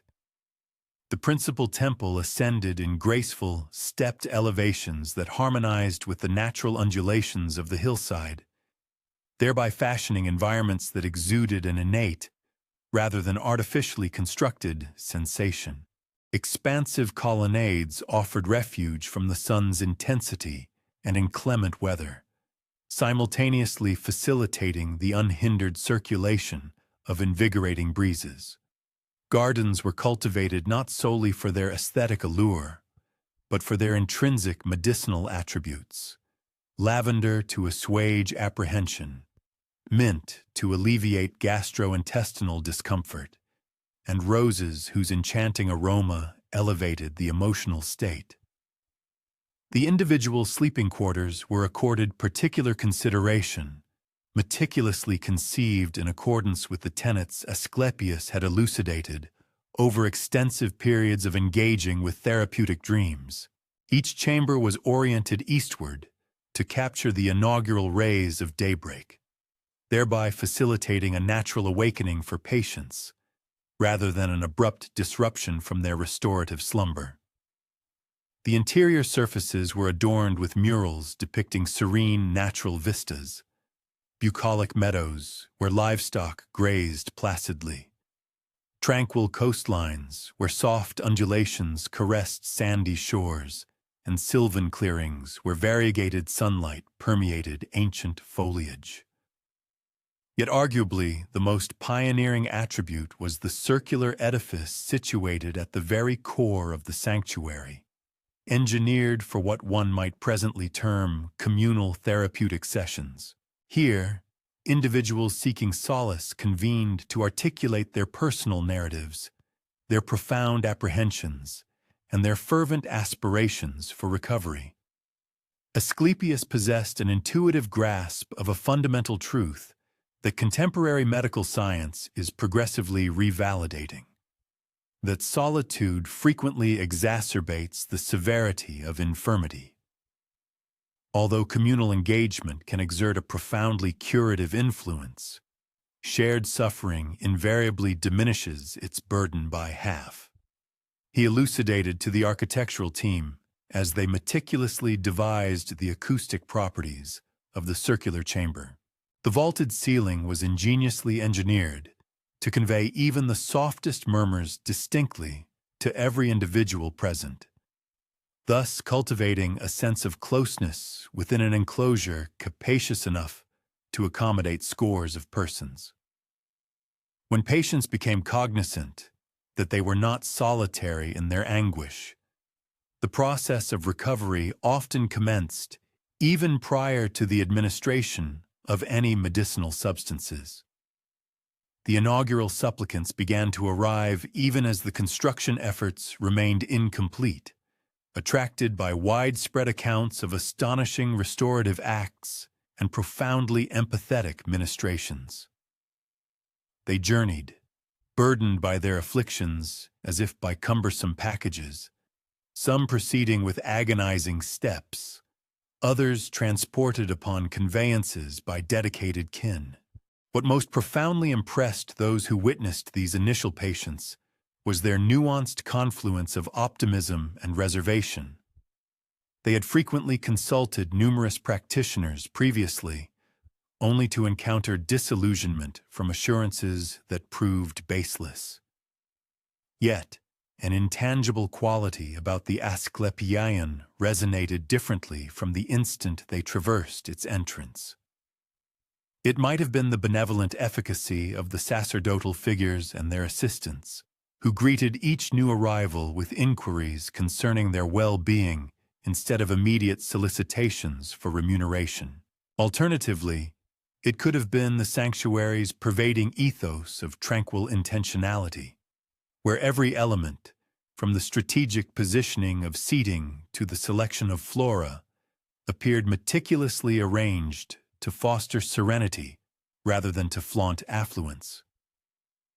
Asclepius himself traversed the building grounds with the precision of a virtuoso maestro, conducting an intricate orchestral composition.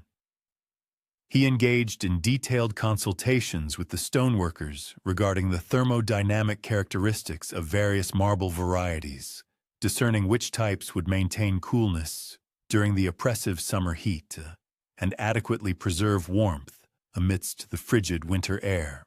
He conversed at length with the horticulturists concerning the cyclical patterns of therapeutic botanicals, guaranteeing a consistent supply of potent fresh herbs across all seasons. No minutia was deemed insignificant for his scrutiny if it bore any potential impact on a patient's recuperation. An individual might ponder the mechanism by which news of the sanctuary propagated in an era devoid of contemporary communication technologies. The elucidation resided in the patients themselves, who, upon their return to their native communities, transformed into ardent proponents of Asclepian therapeutic methods. For instance, a merchant whose persistent arthritic discomfort vanished following a month's residency at the sanctuary recounted the astonishing efficacy of the treatments to every acquaintance.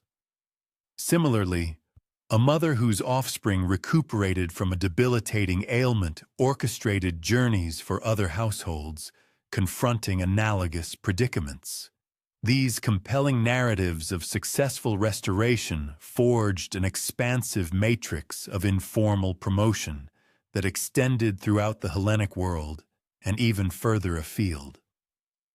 The influential reach of Asclepius and his groundbreaking medical practices extended throughout the ancient Greek world and even beyond its traditional boundaries, establishing a new paradigm for healthcare.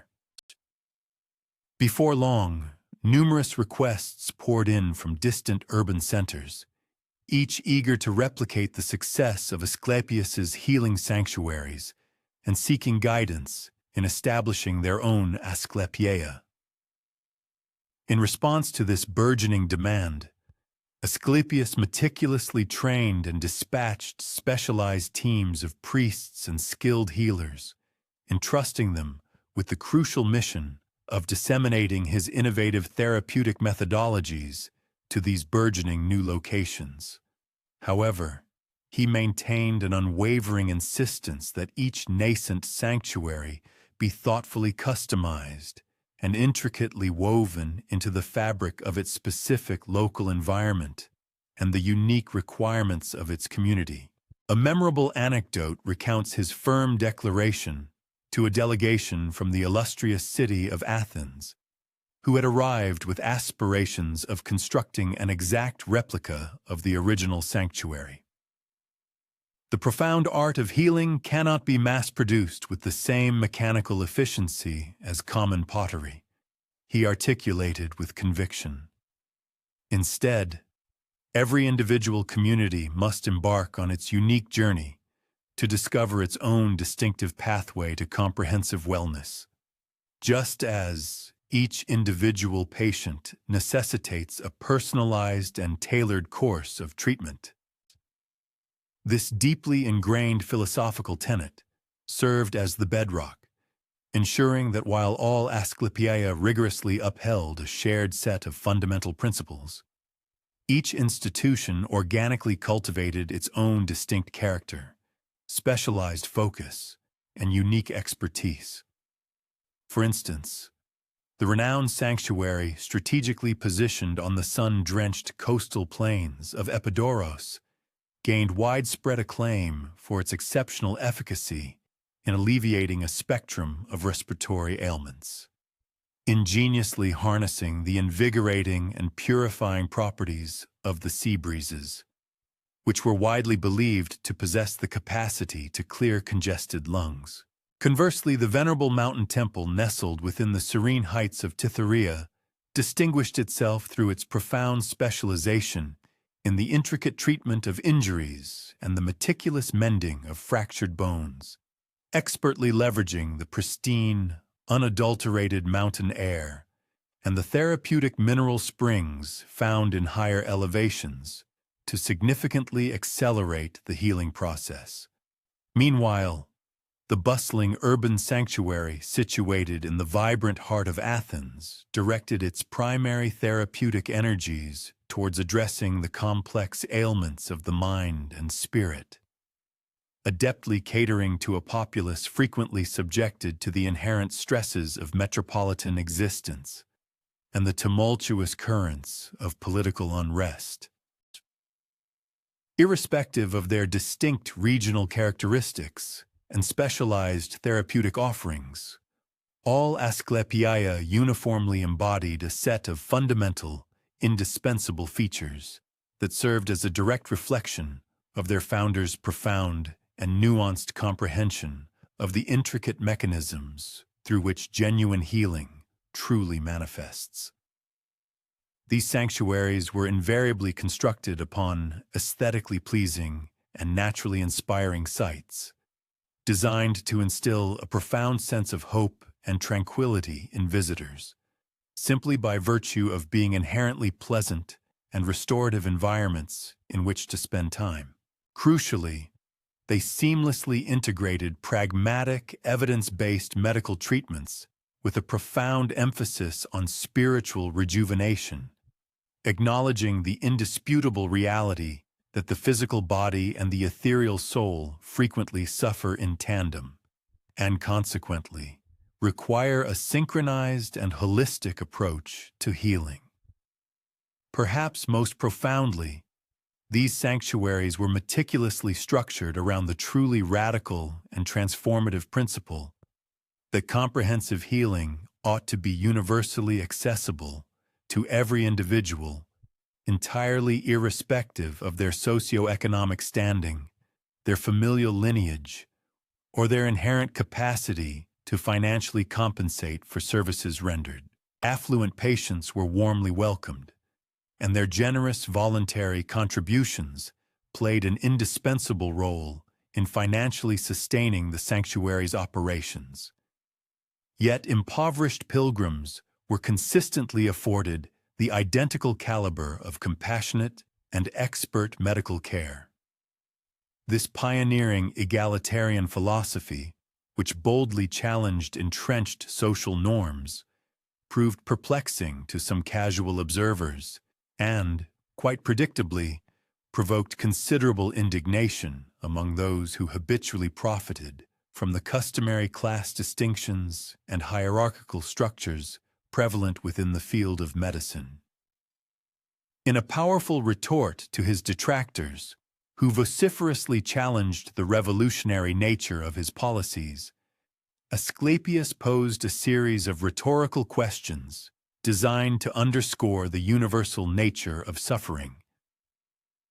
Does a fractured bone possess the faculty to discern whether its unfortunate owner is of noble birth or a commoner?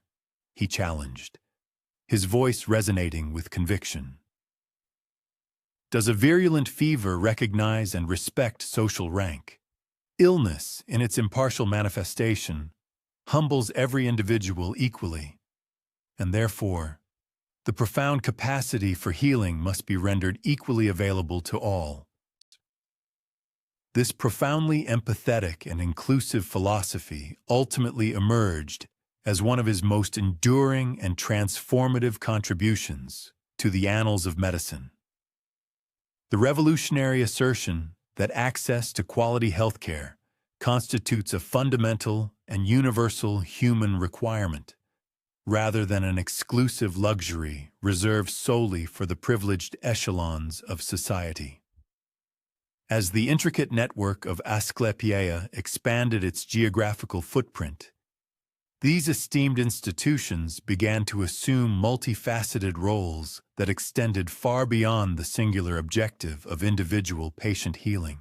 They progressively evolved into vibrant epicenters of advanced medical education, where innovative therapeutic techniques were not only diligently shared, but also meticulously refined through collaborative practice and rigorous intellectual exchange.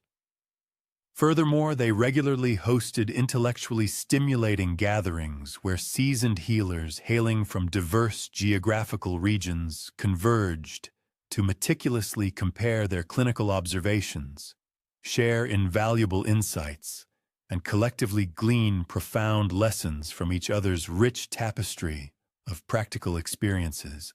These sanctuaries also meticulously maintained extensive libraries, brimming with invaluable medical texts and carefully curated repositories of ancient herbal knowledge, thereby diligently preserving a vast compendium of healing wisdom for the edification and benefit of countless future generations of medical practitioners.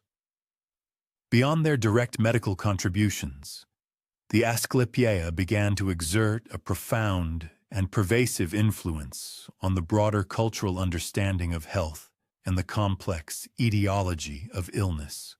In the pre-Asclepian era, sickness was frequently interpreted as a direct manifestation of divine retribution or an inescapable, predetermined fate.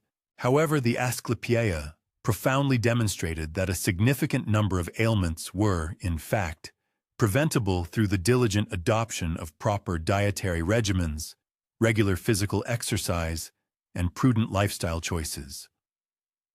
They assiduously propagated the transformative notion that the proactive maintenance of robust health was of paramount importance, often outweighing the reactive cure of established disease, thereby introducing the groundbreaking concepts of preventive medicine, which, to the ancient mind, appeared nothing short of revolutionary.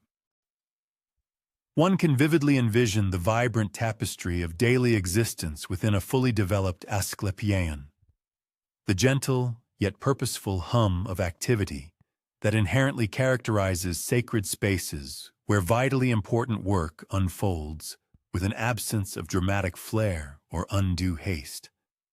The first blush of dawn heralded the resonant peal of temple bells, a melodic summons to patience for their morning prayers and their prescribed therapeutic exercises.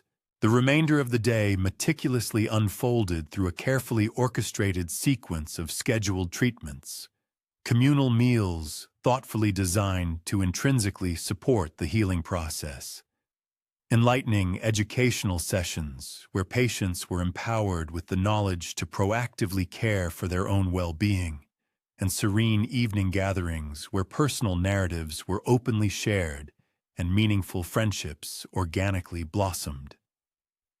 The architectural integrity of the buildings themselves seemed to intrinsically embody the very essence of the healing spirit. Their meticulously crafted proportions, adhering to sophisticated mathematical ratios that conjured a subtle yet pervasive sense of harmony and equilibrium. Natural sunlight, a vital component of the healing environment, streamed effortlessly through intelligently positioned windows and skylights, creating an ever-shifting kaleidoscope of luminous patterns that gracefully traversed the interior spaces throughout the diurnal cycle. The continuous, soothing flow of water through meticulously engineered channels and aesthetically pleasing fountains provided both tangible practical benefits and the inherently calming, melodic sounds that served to assuage anxious minds and alleviate emotional distress. As our immersive exploration of the Asclepian gradually approaches its conclusion, one might readily discern the remarkable extent to which these venerable ancient healing temples presciently anticipated numerous defining characteristics of modern hospitals and contemporary treatment centers. They possessed an intuitive understanding of the critical importance of optimal ventilation, the therapeutic benefits of natural lighting, and the profound psychological impact of peaceful, aesthetically pleasing environments. They unequivocally recognized the intrinsic value of seamlessly integrating rigorous medical treatment with compassionate emotional support. Furthermore, they pioneered the innovative synthesis of physical and spiritual healing, a holistic approach that modern medicine is, somewhat belatedly, rediscovering and re-embracing in the contemporary era. However, perhaps their single most profound and enduring innovation was the deceptively simple yet profoundly transformative recognition that genuine healing flourishes most effectively within nurturing communities of care, sacred spaces where human suffering is invariably met with both profound professional competence and boundless compassion, where the fragile ember of hope is diligently nurtured alongside the body's own innate and remarkable capacity for self-recovery. As one prepares to drift into slumber tonight, one might allow the imagination to wander, picturing oneself strolling through the hallowed grounds of one of these ancient sanctuaries, absorbing the profound sense of peace that emanates from the comforting knowledge that somewhere, dedicated hands are perpetually laboring to alleviate pain and meticulously restore wholeness to fractured lives. One might also pause to ponder the curious enigma of how a creature so frequently associated with fear and danger came to symbolize the very essence of the healing arts. The profound and intricate connection between Asclepius and serpents unveils a deeply resonant truth about the ancient Greeks' nuanced understanding of medicine as a practice that inherently demands a courageous confrontation with that which frightens us most, including the stark reality of our own mortality, and the often unexpected discovery of profound wisdom in the most unconventional of places. Let us now vividly picture Asclepius in his formative years, a young man still diligently unraveling the more recondite mysteries of healing, those profound insights that extended far beyond the foundational teachings imparted to him by the wise centaur Chiron in the sylvan depths of the forest. On a particular occasion, he is summoned to attend to a child who has been tragically bitten by a venomous serpent. Despite his burgeoning reputation and increasing mastery of the healing arts, this specific case instills within him a palpable sense of trepidation. The unfortunate bite occurred several hours prior, and the child's delicate, diminutive body is already exhibiting alarming indicators of the poison's insidious and deadly progression. Noticeably swollen flesh, increasingly labored and shallow breathing, and a pallid complexion that unmistakably signals the gradual ebbing away of vital life force. The distraught family, in their desperate plight, has exhaustively employed every known remedy at their disposal. They have diligently applied herbal poultices meticulously recommended by the local wise women, fervently offered prayers at every shrine within their village, and even consulted a revered oracle who ominously suggested that only direct divine intervention possessed the power to save their cherished daughter. As they tenderly carry the ailing child to Asclepius, their hope is so exquisitely fragile, so precariously balanced, that it appears poised to shatter irrevocably at the mere utterance of the first discouraging word. However, instead of succumbing to despair, Asclepius experiences an unexpected and compelling sensation, a profound and insatiable curiosity regarding the very creature that has precipitated this dire crisis.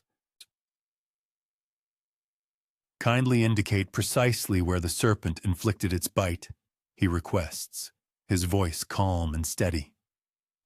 The anxious father leads him to a rugged, rocky outcrop where his daughter had been innocently gathering wild berries.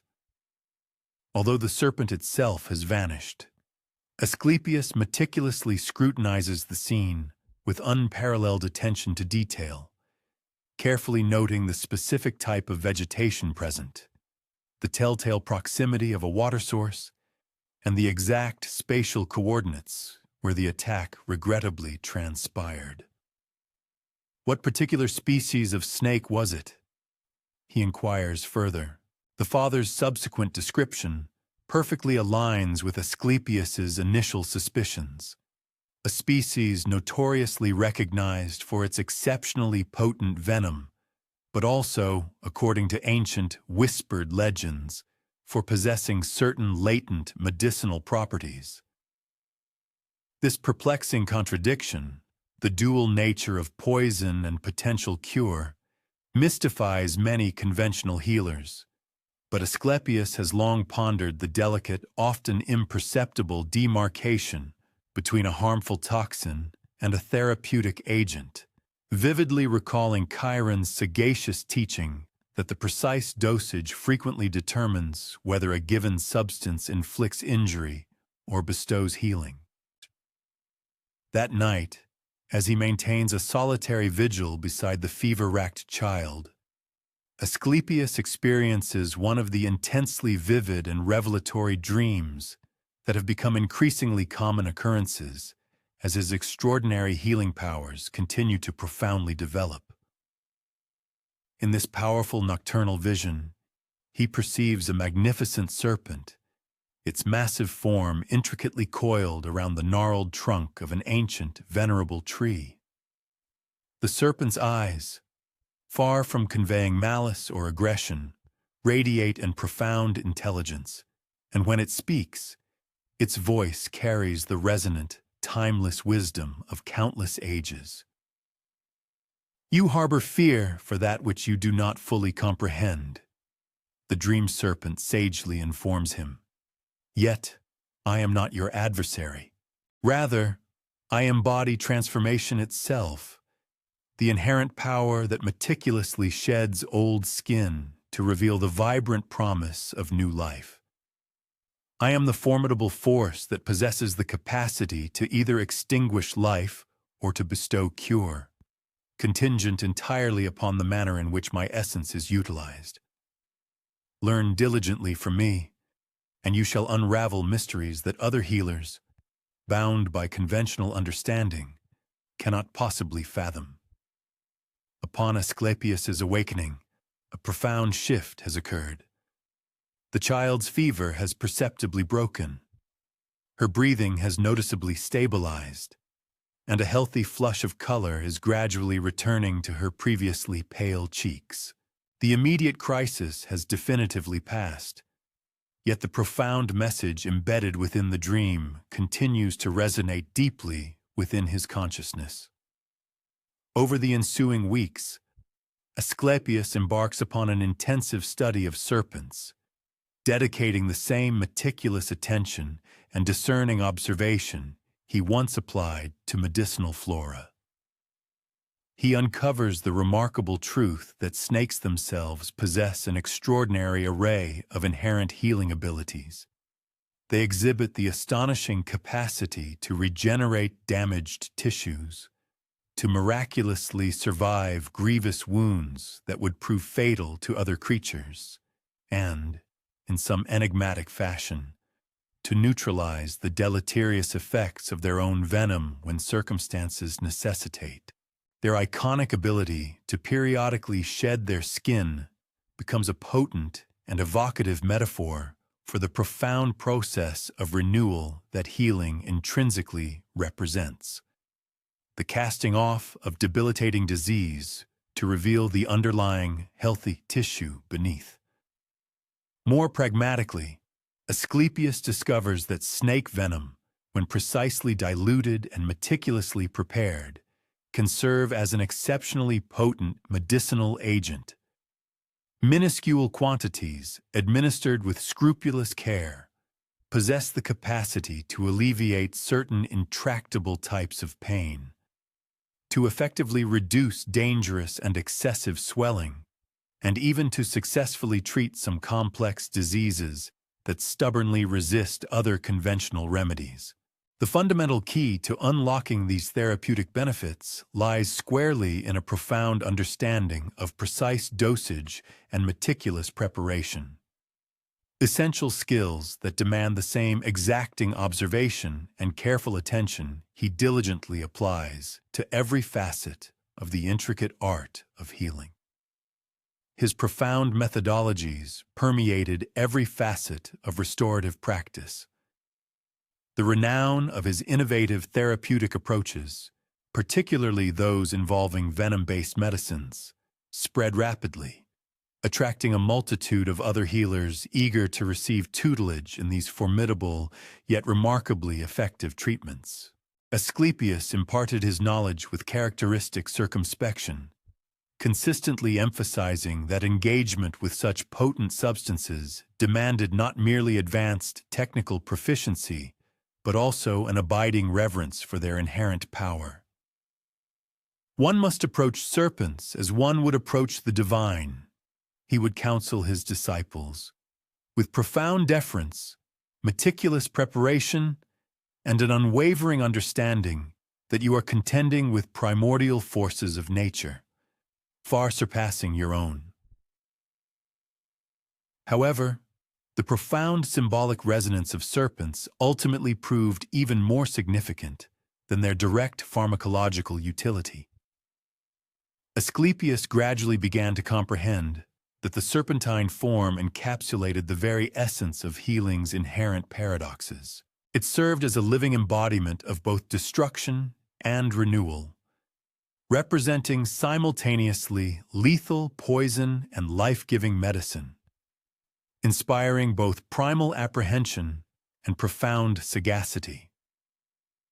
Healers, he realized, were tasked with the intricate challenge of working harmoniously with these inherent contradictions, rather than futilely striving to resolve them. The initial serpent took up residence within his sacred precinct almost by sheer happenstance. A patient, convalescing from an arduous surgical procedure, observed a harmless garden snake basking contentedly on a sun-warmed stone wall adjacent to the healing chambers. Rather than instructing its removal, Asclepius, with a sense of quiet prescience, welcomed its presence as an auspicious omen. Even the serpents seek healing here, he quipped light-heartedly. Yet privately, he harbored a profound conviction that a moment of significant import had transpired. Subsequently, other Ophidian creatures began to appear, drawn perhaps by the sanctuary's remarkably tranquil atmosphere, or the abundant small prey flourishing within its meticulously tended gardens. Far from regarding them as bothersome pests or potential hazards, Asclepius actively encouraged their presence, albeit within carefully stipulated boundaries. Patients, initially gripped by trepidation concerning the serpents, progressively learned to perceive them as benevolent guardians overseeing the intricate healing process. A remarkable and consistent pattern began to manifest. Individuals who successfully transcended their fear of the sanctuary's resident serpents frequently experienced profound breakthroughs in their personal recuperative journeys. One poignant instance involved a soldier, plagued by tormenting battle nightmares, who discovered a profound sense of inner peace after intently observing a snake shed its skin, finally grasping that he too possessed the capacity to divest himself of his traumatic past.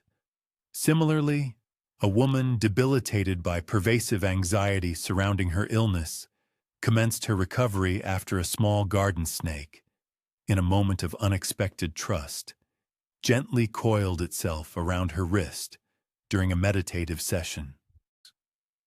Serpents serve as profound instructors in the art of transformation, Asclepius elucidated to an assembly of esteemed priests and dedicated healers. They unequivocally demonstrate that what often appears to be an end, the cyclical shedding of skin, the motionless poise preceding a strike, the potent danger of venom can, in reality, be an integral component of life's perpetual renewal. True healing frequently necessitates our willingness to relinquish antiquated modes of existence, mirroring precisely how serpents shed their outgrown epidermal layers. This profound philosophical insight directly precipitated the creation of the staff that would ultimately become Asclepius's most universally recognized emblem. Meticulously carved from robust olive wood and elegantly entwined with a bronze serpent, it served as a potent representation of the seamless integration of natural healing wisdom with the profound transformative power inherently embodied by snakes. The staff evolved into both a practical instrument and a sacred artifact, utilized not only for the examination of patients, but also for the focused channeling of healing energy during therapeutic treatments. The potency of this symbolism proved so compelling that other Asclepiae, the sister sanctuaries dedicated to healing, swiftly began to incorporate serpents into their own practices. Live snakes were carefully housed in specialized chambers where patients could observe their behaviors and glean insights from their exemplary presence. Artistic representations of serpents proliferated throughout these sanctuaries, meticulously carved into stone, vividly painted on walls, and masterfully wrought in gleaming bronze and precious metals. Yet Asclepius, with his inherent pragmatism, never permitted the symbolic reverence to overshadow the practical realities of engaging with actual serpents. He meticulously trained specialized keepers, individuals deeply versed in Ophidian behavior, capable of maintaining the creatures safely and responsibly within the sanctuary grounds. Furthermore, he meticulously established stringent protocols for the judicious application of venom-based medicines, thereby minimizing inherent risks while simultaneously maximizing their therapeutic efficacy. The romanticized notion of serpents as benign healing creatures was perpetually balanced by a profound respect for their genuine power and their latent, formidable danger. As his reputation ascended to unprecedented heights, individuals across the land began to recount vivid dreams in which Asclepius himself appeared, invariably accompanied by serpents that imparted profound healing wisdom. These visionary experiences became so prevalent that the snake-wrapped staff emerged as the god's preeminent symbol, attaining even greater recognition than his human form. Patients would awaken from these restorative dreams with the palpable sensation of gentle serpents gliding across their bodies, leaving behind ethereal trails of warmth and welcome relief where pain had previously lingered. The burgeoning medical profession enthusiastically adopted the serpent symbol, instinctively recognizing its profound representation of medicine's fundamental essence. Healing, by its very nature, invariably entails risk, the inherent danger of exacerbating conditions, the challenging necessity of confronting uncomfortable truths, and the profound disruption inherent in change itself. The serpent served as a perpetual reminder to healers that they operate with formidable forces that demand an approach imbued with both sagacity and profound humility. Centuries later, as the vast Roman Empire disseminated Asclepian healing practices throughout the known world, the potent serpent symbol journeyed alongside them. It began to appear on coinage, intricate medical instruments, and the distinctive signage of healing establishments. The staff of Asclepius became so inextricably linked with the healing arts that it endured the eventual decline of the classical world, ultimately evolving into the caduceus that continues to mark medical facilities across the globe today. As this exploration of serpents and healing symbols draws to a close, one might contemplate the timeless insights these ancient perspectives offer regarding the confrontation of our deepest fears. Asclepius discerned that recoiling from that which frightens us frequently bestows upon it even greater dominion over our lives, whereas approaching our apprehensions with respect and a genuine desire for understanding possesses the transformative power to convert them into profound sources of wisdom. Perhaps a salient lesson resides here for our own intricate relationship with illness and mortality.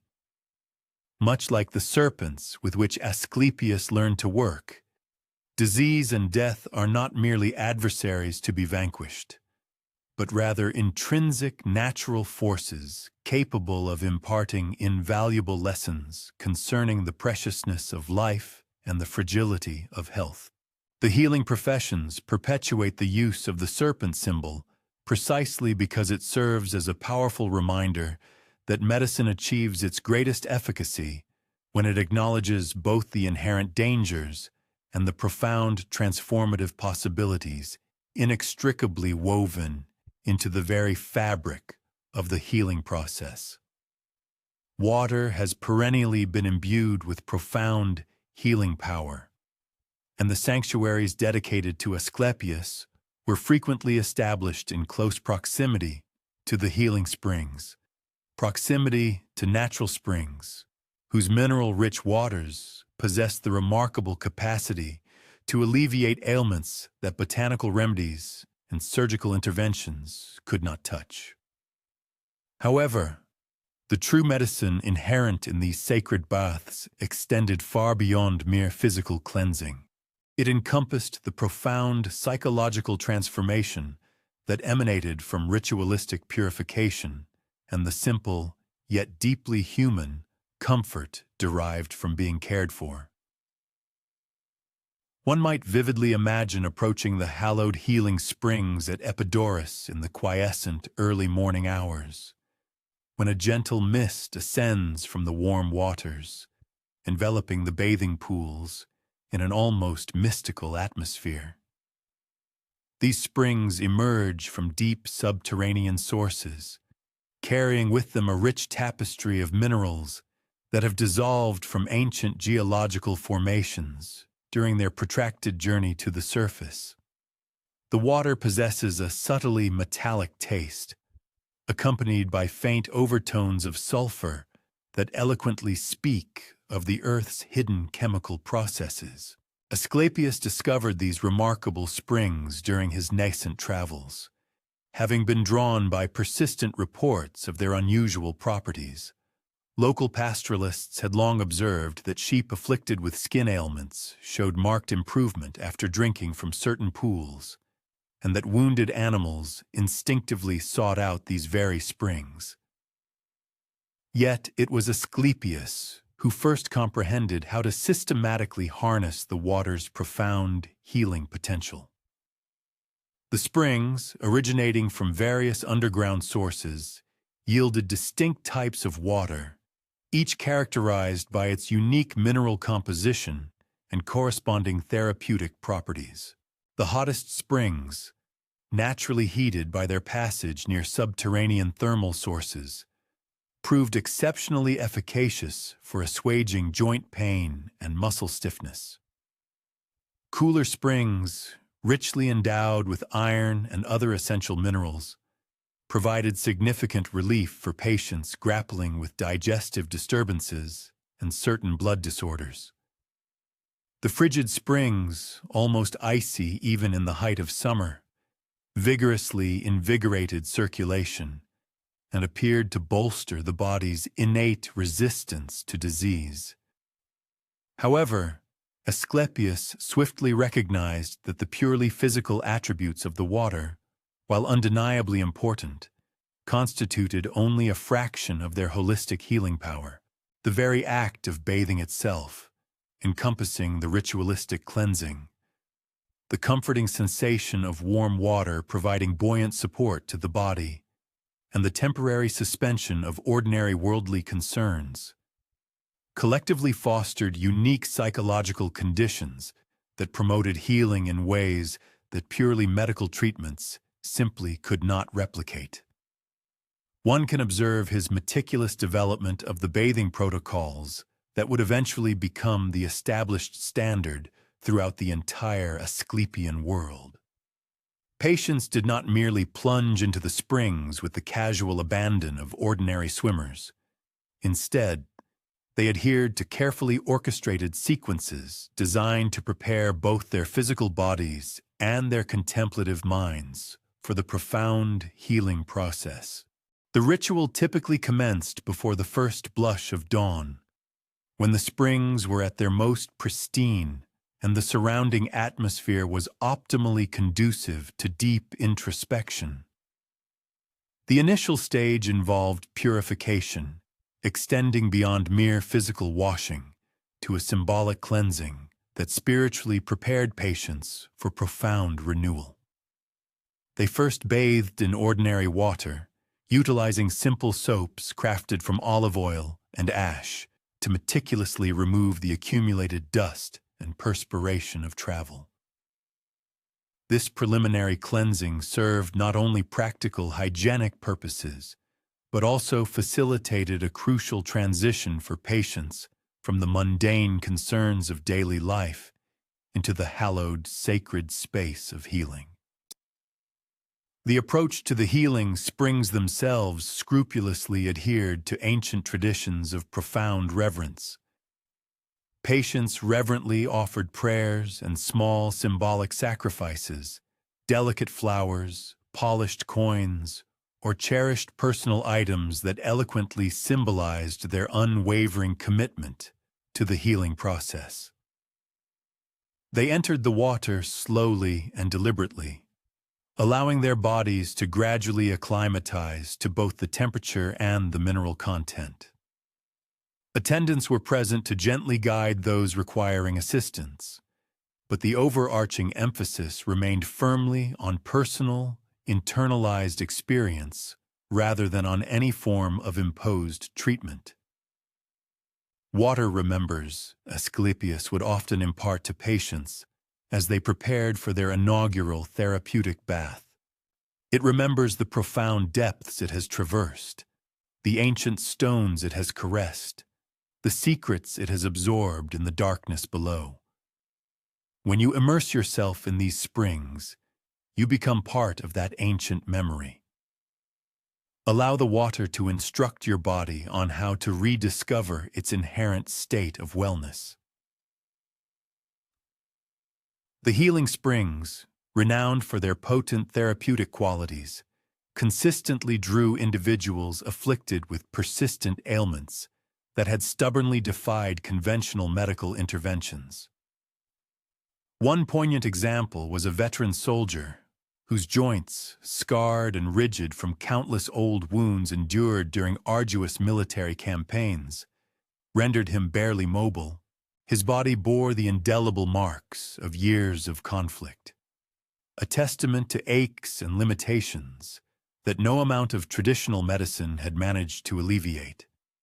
Yet, within the embrace of the hot springs, rich in mineral content and possessing a deeply penetrating warmth, a remarkable transformation began.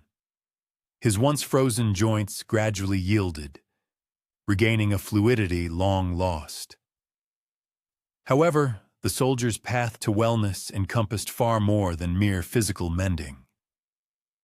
As he immersed himself in the soothing thermal waters, surrounded by fellow sufferers grappling with analogous struggles, he found himself articulating experiences he had previously been unable to share with even his closest kin. The springs, in essence, became a sacred sanctuary, a confessional space where the profound, unacknowledged wounds of war could finally be openly confronted and addressed. His physical body eased not solely due to the dissolved minerals in the water, but significantly because his spirit, at last, received the unspoken permission to relinquish the immense burden of tension it had borne for so many years. Similarly, a woman arrived at the springs, desperately seeking respite from a debilitating dermatological condition that had tormented her since early childhood. The relentless itching and unsightly inflammation had fostered in her a profound sense of self-consciousness and isolation, severely curtailing her capacity to forge meaningful relationships or participate fully in the vibrant tapestry of community life. The sulfur-infused waters of the springs proved remarkably efficacious in assuaging her physical symptoms. Nevertheless, the truly profound metamorphosis occurred as she bathed alongside other women who extended to her an unconditional acceptance, devoid of any trace of judgment or revulsion. The inherently communal character of these healing springs frequently subverted established social norms in ways that proved profoundly beneficial for therapeutic outcomes. Within the equalizing embrace of the water, the customary distinctions of social class, material wealth, and societal status dissolved into utter irrelevance.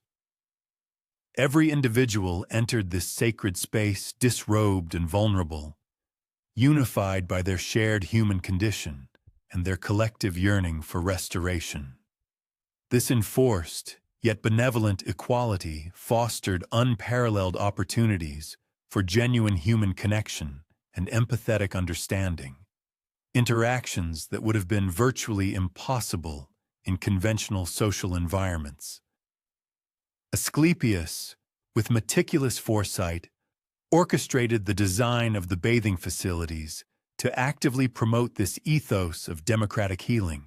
The various springs were strategically configured to ensure that patients suffering from diverse conditions could access the specific waters best suited to their individual needs. Concurrently, expansive common areas were incorporated, encouraging all individuals to intermingle, irrespective of their particular ailments. Thoughtfully placed, comfortable seating arrangements encircling the pools invited relaxed conversation and restorative repose. Lush gardens offered secluded enclaves for those seeking quiet introspection, while their inherent beauty served as a potent balm for the spirit. The daily regimen at the springs adhered faithfully to natural rhythms, a deliberate orchestration designed to augment the body's intrinsic healing mechanisms. Dawn bathing sessions capitalized on the body's nascent awakening energy, employing cooler waters to stimulate circulation and prepare the system for the day's activities. Midday periods were dedicated to more targeted therapeutic treatments, with patients spending carefully prescribed durations in waters specifically chosen for their unique conditions. Evening baths, by contrast, placed a premium on profound relaxation, gently preparing the body and mind for the deep, restorative slumber essential for recuperation.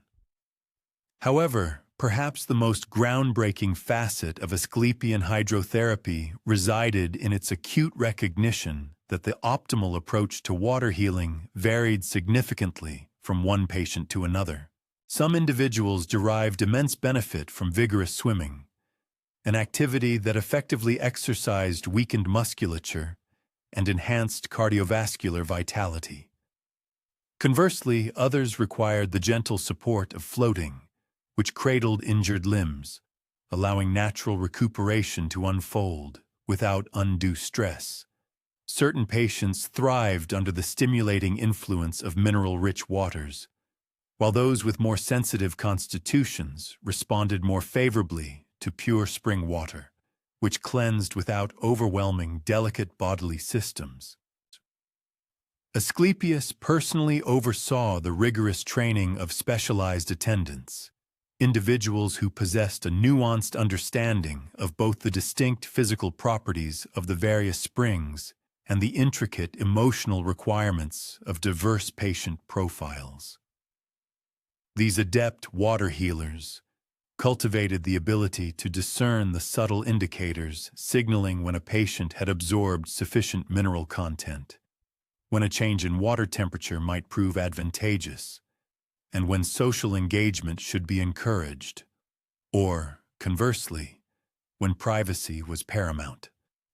Water healing is an art as much as a science, he elucidated to a cohort of these trainees during an intensive session.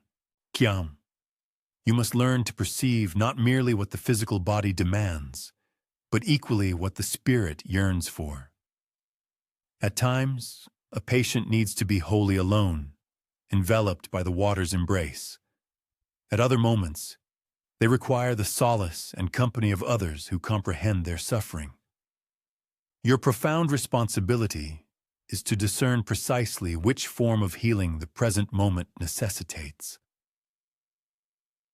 The profound efficacy of these healing springs spurred their widespread integration into Asclepiaea, established throughout the entirety of the Greek world. Each sanctuary judiciously adapted the fundamental practices to harmonize with its unique local water sources and the specific demographics of its patient population. Temples nestled in mountainous regions skillfully utilized icy streams and naturally occurring hot springs. Coastal sanctuaries ingeniously incorporated seawater baths, which offered distinct mineral profiles and the added therapeutic benefit of tidal rhythms. urban temples, demonstrating remarkable ingenuity, engineered artificial springs, channeling water from distant sources, and meticulously heating or cooling it as required to meet therapeutic specifications. The enduring tradition of therapeutic bathing extended far beyond the sacred confines of the healing temples themselves, profoundly influencing the subsequent development of public baths across the entire ancient world.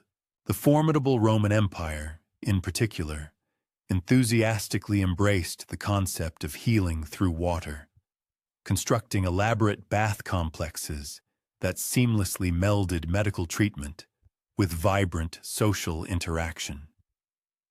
This profound influence reverberated through history, manifesting in the healing baths found within medieval monastery infirmaries and continuing into contemporary spa treatments that still consciously evoke the venerated name and foundational principles of Asclepian hydrotherapy. As one gently drifts into the tranquility of healing sleep tonight, perhaps an evocative image can be conjured. The soft, rhythmic murmur of sacred water cascading over ancient hallowed stones, seemingly washing away the day's accumulated tensions and delicately preparing the spirit for the profound renewal that accompanies the nascent dawn. The fabled healing springs of Asclepius serve as a timeless testament, a poignant reminder that frequently the most uncomplicated remedies, pure, unadulterated water, a comforting, gentle warmth, and quiet, undisturbed moments for introspection, remain unequivocally the most potent medicines of all. Yet now, with the advent of cold mornings, your fingers, once nimble and precise, obstinately resist proper flexion.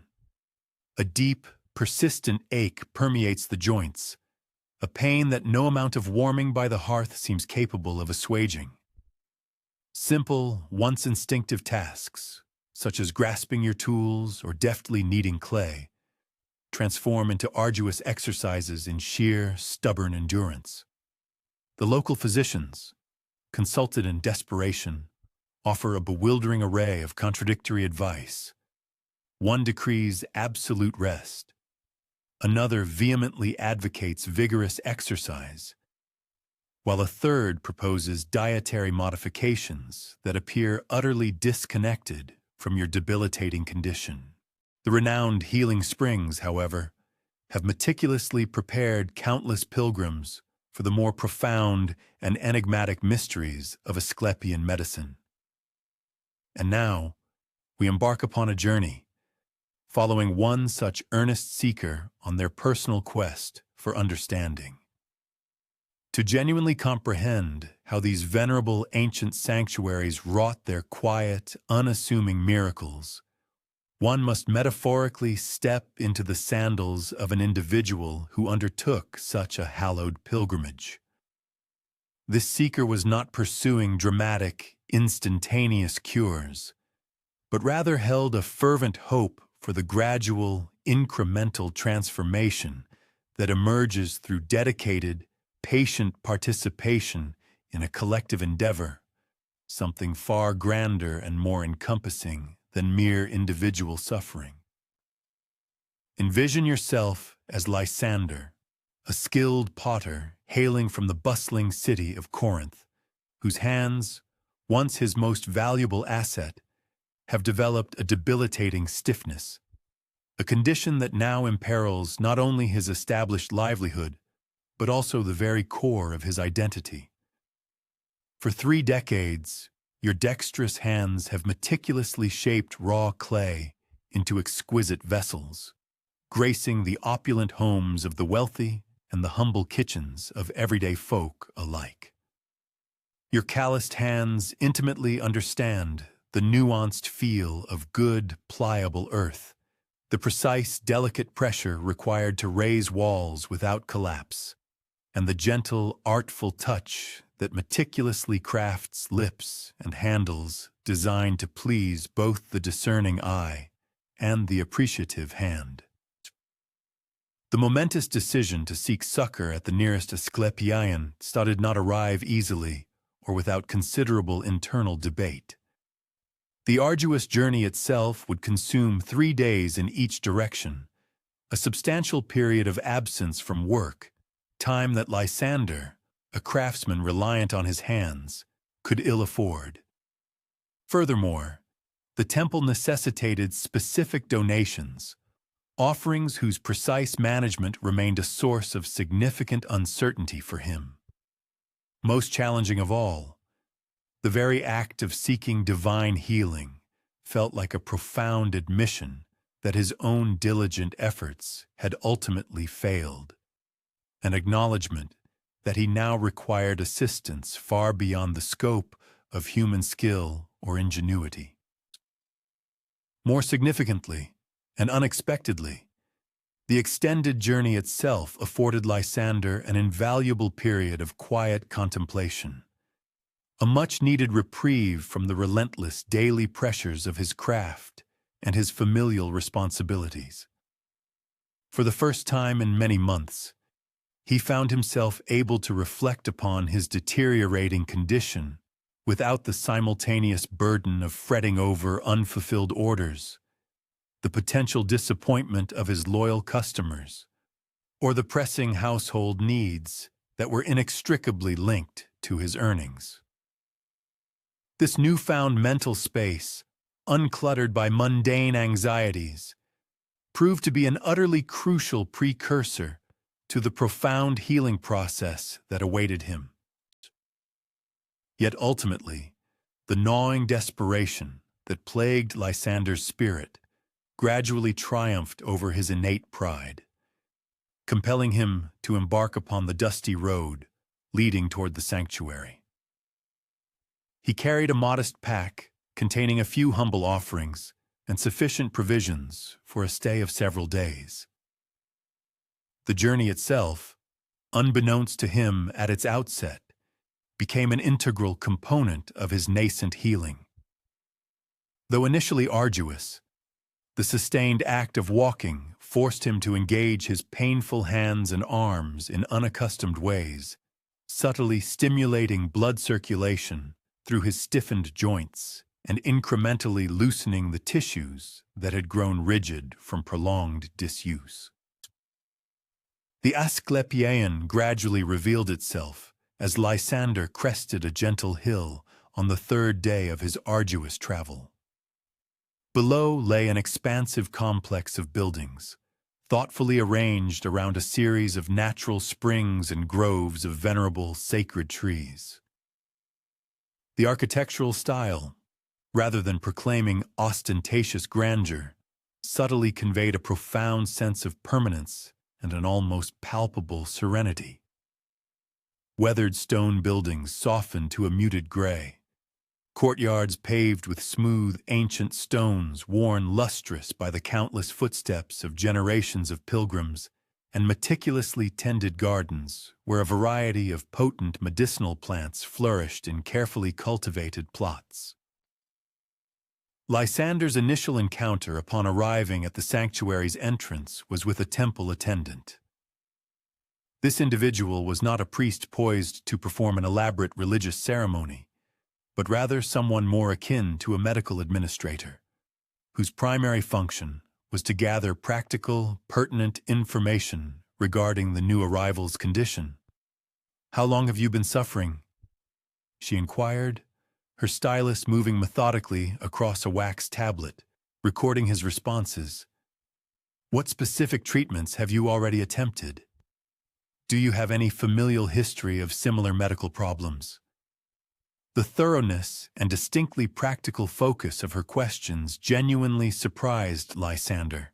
This initial interaction felt remarkably similar to consulting a skilled physician rather than approaching a revered deity, though, as he would soon discover, these two seemingly disparate activities proved to be far from mutually exclusive within the Asclepian tradition.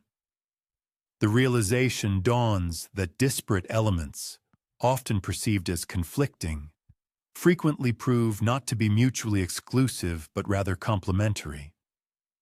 The sanctuary's attendant delineates the established daily regimen with the practiced efficiency of an individual whose expertise has guided countless supplicants through the identical series of therapeutic steps.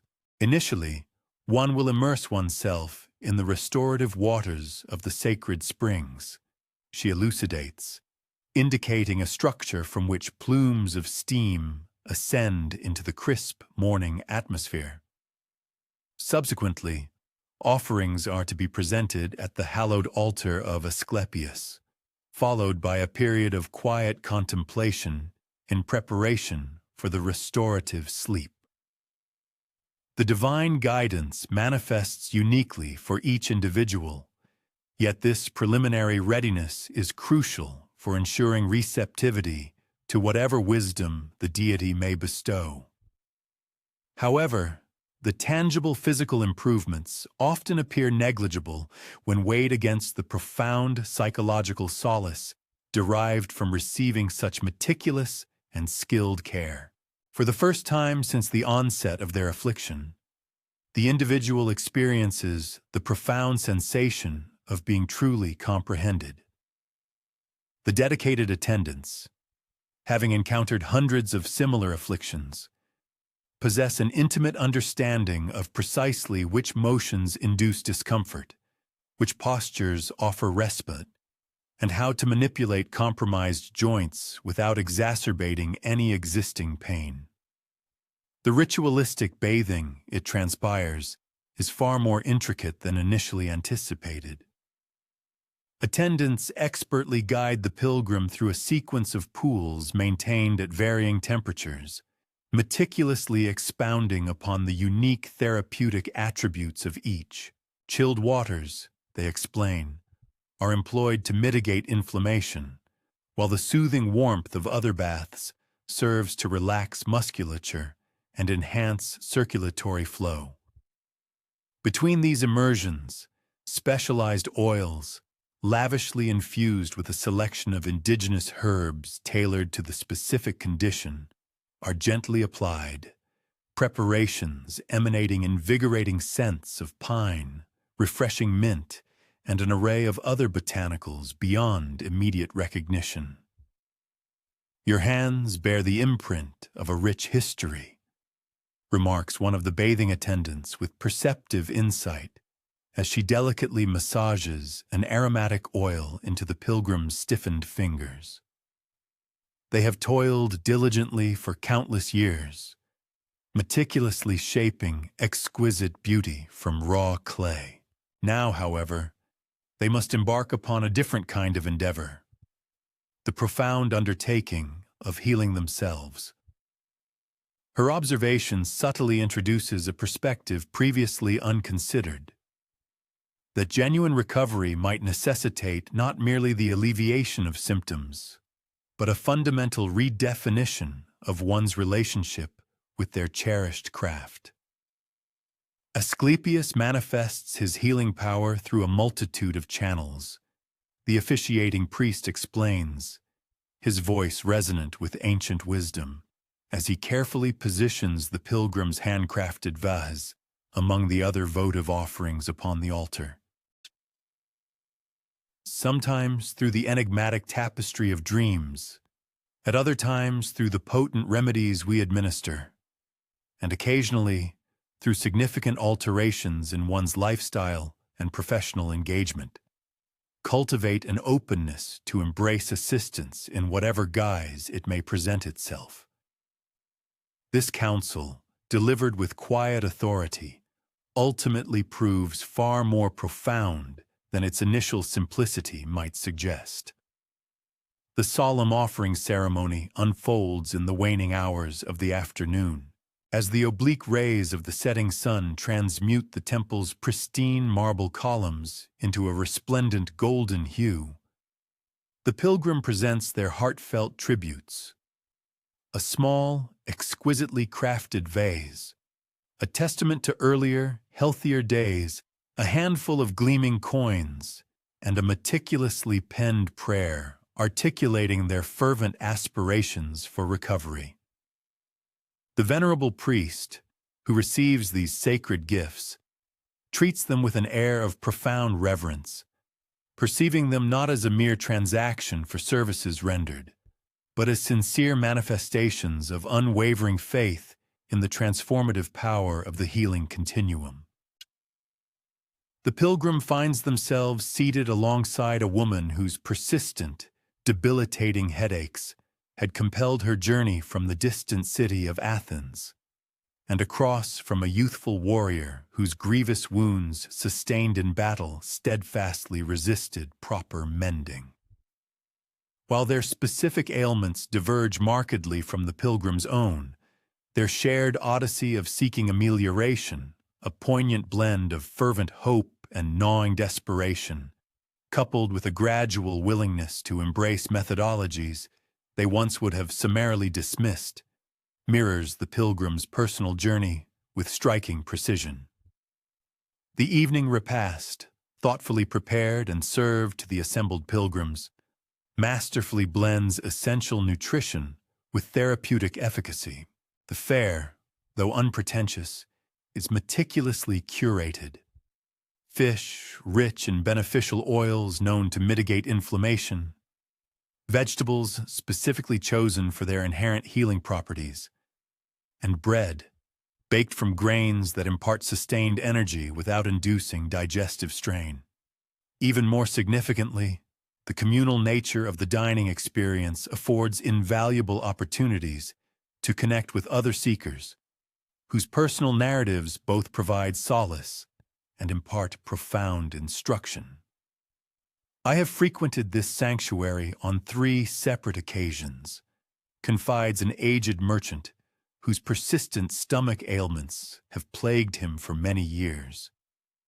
My inaugural visit brought succor to my physical form. The subsequent sojourn expanded my intellectual comprehension. This present visit, I find myself engaged in the intricate work of accepting that which remains immutable, whilst diligently striving to ameliorate that which can be transformed. His sagacious observations powerfully suggest that genuine healing encompasses not merely corporeal enhancement, but also a profound internal metamorphosis in how an individual perceives and engages with illness and inherent limitations. The very design of the sleeping chamber itself actively contributes to the overarching healing process through its meticulously considered configuration. The room, devoid of both excessive opulence and stark austerity, is instead perfectly calibrated to foster deep repose and facilitate receptive dreaming. Plush, supportive bedding cradles the body without generating pressure points that might disrupt slumber. Gentle ventilation circulates fresh air without creating discernible drafts. Subtle ambient lighting permits movement without harsh glare, and the ceaseless, murmurous sound of flowing water establishes a natural, rhythmic cadence that profoundly encourages profound rest. Do not petition for unattainable remedies, sagely advises the priest presiding over the evening session. Instead, earnestly seek enlightenment and understanding. What profound lessons does your condition endeavor to impart to you? How might you thoughtfully collaborate with your limitations rather than merely engaging in a futile struggle against them? What judicious alterations in your daily existence might genuinely foster and sustain your healing journey? These incisive inquiries subtly yet significantly redirect the pilgrim's focus from the pursuit of magical intervention toward the embracing of profound wisdom. The preparatory rituals for the restorative sleep commence following the evening meal, featuring comprehensive instruction and precise techniques designed to encourage meaningful dream experiences. This is not a delve into mystical esotericism, but rather practical guidance firmly rooted in centuries of empirical observation regarding the specific conditions most conducive to therapeutic visions. Pilgrims are taught breathing exercises engineered to calm agitated thoughts, meditation techniques crafted to quiet incessant mental chatter, and structured methods for framing questions that empower the unconscious mind to process complex issues during sleep. The ensuing days seamlessly integrate practical therapeutic interventions with profound spiritual introspection. Morning exercises, meticulously tailored to the pilgrim's specific condition, serve to preserve flexibility while concurrently building essential strength and supporting vital musculature. The movements are characterized by their gentle yet resolute purpose, more akin to a graceful dance than a mere medical regimen. Afternoon sessions are dedicated to acquiring innovative techniques for working with clay, methods that skillfully accommodate the pilgrim's altered physical capabilities, rather than attempting to defy them. The pilgrim's initial night at the sanctuary brings forth dreams, though not the dramatic, divinely orchestrated visitation that was half anticipated. Instead, the dreamscape unfolds within the familiar confines of their workshop, not the cramped, anxiety-inducing space it has recently become, but rather the sanctuary it represented in earlier years, when mastery of their craft was first achieved. Within this dream, the pilgrim's hands move with an effortless grace, shaping clay into forms that appear to emerge organically from the very essence of the earth itself. Upon awakening, the pilgrim recounts the dream to one of the sanctuary's sagacious priests, who assists in deciphering its potential implications. Perhaps Asclepius is gently reminding you of the profound joy you once discovered in your creative endeavors, he thoughtfully suggests. True healing, therefore, might encompass not merely the restoration of your physical hands, but the rediscovery of that serene mental state that was so integral to your finest craftsmanship. Yet perhaps the most profoundly transformative aspect of the pilgrim's sojourn stems from observing the parallel healing journeys of other supplicants.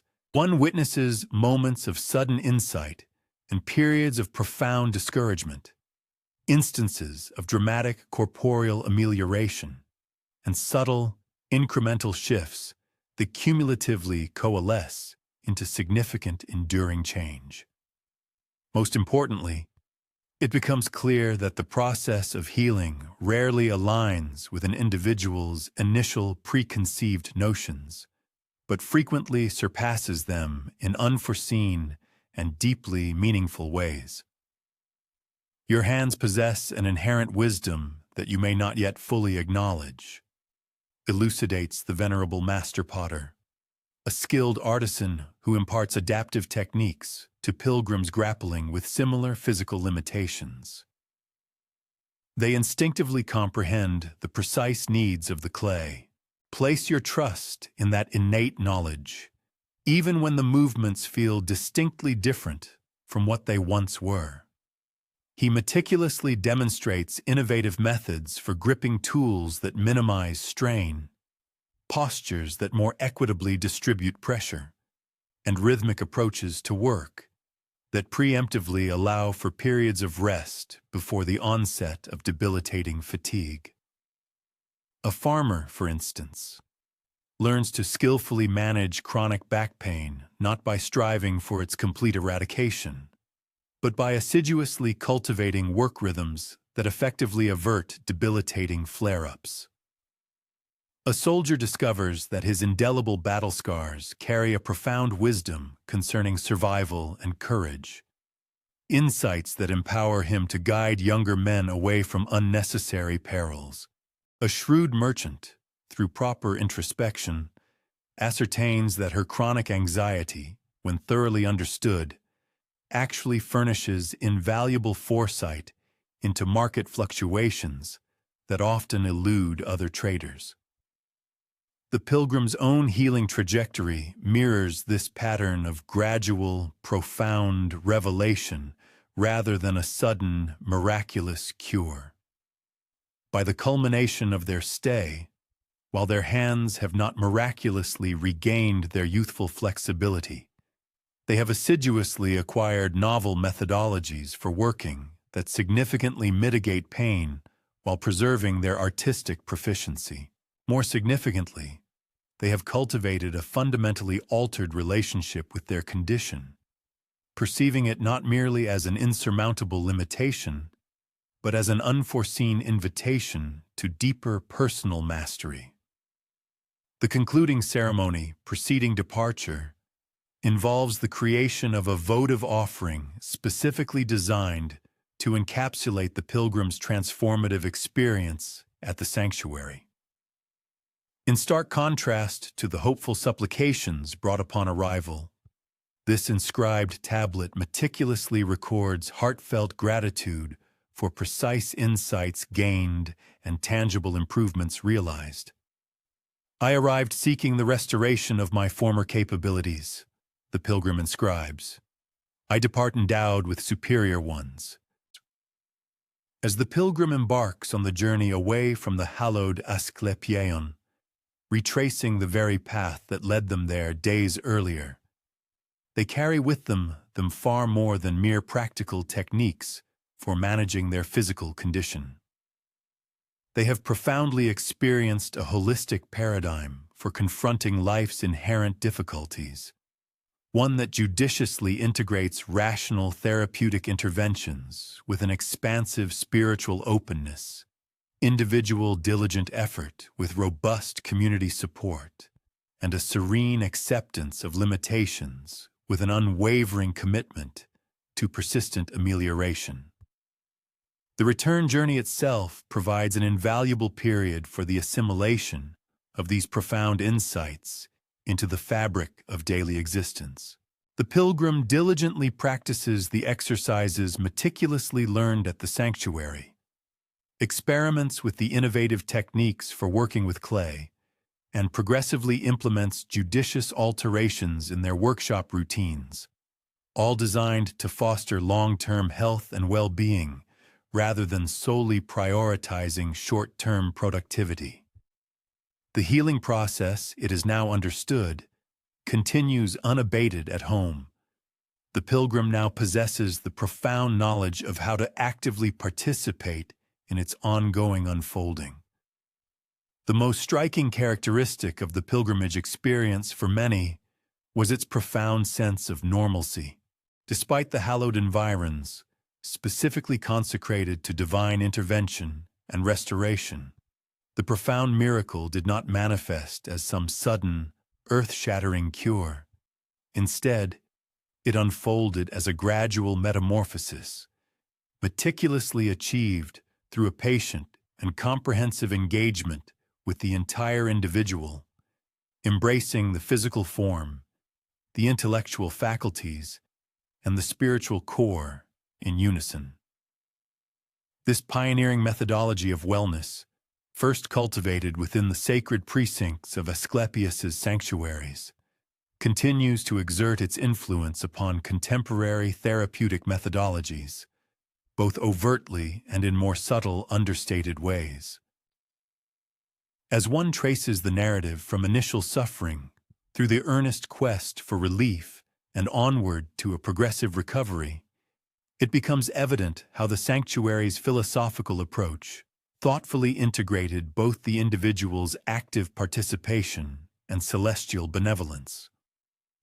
The revered deities extended sagacity and opportune moments, yet the supplicants were still obliged to undertake the daily, diligent application of these newfound insights into their lived realities. Consequently, healing emerged as a cooperative endeavor, a symbiotic interplay between terrestrial exertion and supernal grace. Neither force alone sufficed, but their combined potency unlocked a transformative capacity unachievable by either independently. One might easily envision traversing the venerable remnants of Epidaurus, widely acknowledged as the preeminent among all Asclepian sanctuaries, where once countless votive tablets adorned the temple's edifices. While the relentless march of time and the covetous pursuit of treasure have claimed the vast majority, a sufficient number persist to offer precious insights into the existence of those who discovered within these sacred grounds a solace unattainable elsewhere. Not merely the amelioration of physical maladies, but a profound resurgence of optimism and direction that infused their lives with renewed vitality and meaning. The quiet, profound transformation experienced by innumerable pilgrims, such as the historical figure Lysander, found its most enduring and eloquent testament in the numerous stone tablets that grateful beneficiaries meticulously deposited within the temples dedicated to Asclepius. These ancient inscriptions, their surfaces smoothed by the ceaseless erosion of centuries and the reverent touch of countless hands, meticulously preserve not only discrete accounts of individual recovery, but also serve as a collective chronicle illuminating the operational principles of ancient medicine, its gentle, patient miracles wrought through profound wisdom and an unwavering, meticulous consideration for the entirety of the human being. Indeed, the very construction and materiality of these tablets impart as much knowledge regarding ancient healing practices as the actual narratives etched into their facades. They were typically fashioned from locally sourced stone. Marble was employed when affluent patrons could bear the expense, but more commonly, humble limestone or even wood, which has long since succumbed to the ravages of decay, served as the medium. The textual compositions ranged from intricate, professionally crafted narratives by skilled scribes to unadorned, heartfelt declarations personally carved by the patients themselves, utilizing whatever rudimentary artistic abilities they possessed. Consider the case of Ambrosia of Athens, whose vision had been obscured by cataracts. After reposing within the sanctuary, she reportedly experienced a divine apparition. In her vision, the god appeared to approach her, and with his fingers, restored her sight. Upon the advent of dawn, her vision was perfectly clear. This particular inscription, painstakingly reassembled from numerous disparate fragments, stands as a representative example among hundreds of analogous testimonials to healing that artfully blended tangible therapeutic interventions with elements that continue to elude straightforward rationalization. Another invaluable tablet recounts the peculiar story of Aristo of Troezen, who had inexplicably endured a 5-year pregnancy without ever giving birth. Following a period of incubation within the sanctuary, she dreamt that a serpent gently brushed against her abdomen, and remarkably, within a single year, she successfully delivered a son. Contemporary medical understanding posits that this intricate case might have involved a form of pseudocysis, or perhaps a complex gynecological condition that ultimately responded favorably to the synergistic combination of physical care and profound psychological reassurance meticulously provided by the sanctuary's comprehensive, holistic approach. One might readily discern how these ancient medical chronicles diverge significantly from modern clinical case studies, primarily in their distinctive fusion of empirical observation with profound spiritual interpretation. The detailed account of Ambrosia's cataract surgery, for it is highly probable that a surgical procedure occurred, albeit described through the lens of mythological narrative, incorporates specific elements that strongly imply authentic medical intervention, all while meticulously preserving the reverent and hallowed tone deemed appropriate for a sacred healing experience. Hermodocos of Lampsacus, for instance, suffered from a debilitating paralysis affecting his entire corporeal frame, Upon seeking solace and slumber within the sanctuary, the benevolent deity reportedly cured him and subsequently instructed him to transport the largest stone he could physically manage to the temple as a profound gesture of gratitude. The man, miraculously restored, successfully conveyed the massive stone, which presently rests prominently before the temple. This formidable block, still visible today, presents a formidable challenge even for an individual in peak physical condition to displace, serving as an enduring testament to a healing that not only reinstated mobility, but also profoundly revitalized his strength and self-assurance. The collective body of inscriptions vividly illustrates that Asclepian healing operated as much through the intricate mechanisms of psychological transformation as through direct physical intercession. A significant number of these tablets meticulously detail conditions that, in contemporary medical parlance, would be readily categorized as psychosomatic, genuine physiological symptoms emanating from underlying emotional or spiritual distress, which conventional medical practices alone proved incapable of addressing. The sanctuary's integrated methodology, which conscientiously attended to the body, mind, and spirit as an indivisible whole, frequently yielded extraordinary outcomes in complex cases that utterly confounded purely physical medical approaches. However, it is crucial to note that not every inscription recounts a dramatic, instantaneous cure. Many instead document more subtle, nuanced transformations that, despite their understated nature, irrevocably altered the trajectory of individual lives. Consider Gorgias the potter, whose hands had become so severely stiffened that he could no longer effectively work with clay. Through the profound guidance imparted by the god, he ingeniously devised novel methods for shaping his vessels, techniques that respectfully acknowledged both his physical limitations and his enduring artistic skill. He departed not lamenting the hands he had lost, but profoundly grateful for the newfound wisdom to skillfully employ the hands he now possessed. Furthermore, the tablets meticulously preserve compelling evidence of the sanctuary's remarkably sophisticated comprehension of what modern science now terms the placebo effect, the intrinsic healing potency of hope and positive expectation, especially when meticulously nurtured by genuine compassion and attentive care. Sostrata of Pherae, afflicted by a severe parasitic infestation, sought refuge in the sanctuary, where she dreamt that the deity's offspring meticulously extracted the creatures from her abdomen. Upon awakening, she discovered herself completely cured. This detailed account strongly suggests a highly skilled treatment for parasitic infection, artfully presented within a narrative framework that respectfully honored both the medical intervention and the divine assistance believed to have been rendered.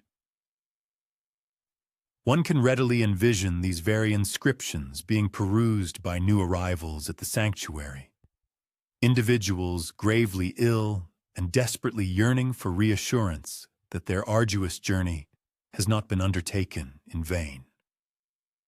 The tablets thus functioned dually as both invaluable medical records and potent sources of encouragement, serving as tangible proof that others grappling with analogous afflictions had indeed found succor within these sacred confines. This vital function rendered them therapeutic instruments in their own right, instilling a profound sense of hope that empowered patients to engage more actively and comprehensively in their own healing trajectories. These more understated testimonies, perhaps, illuminate the authentic essence of Asclepian healing more profoundly than the spectacular, miraculous cures that so captivated the ancient imagination. The sanctuary's enlightened perspective recognized that true healing did not invariably equate to a complete reversion to prior states of perfect health. Rather, it often involved discovering innovative strategies to live a full and meaningful existence within whatever enduring limitations might persist. This compassionate philosophy extended a crucial lifeline of hope to patients whose conditions proved impervious to complete eradication, yet could be managed with profound dignity and renewed purpose. Certain inscriptions further disclose the sanctuary's remarkable readiness to attempt therapeutic interventions for conditions that other contemporary physicians had unequivocally deemed beyond all hope.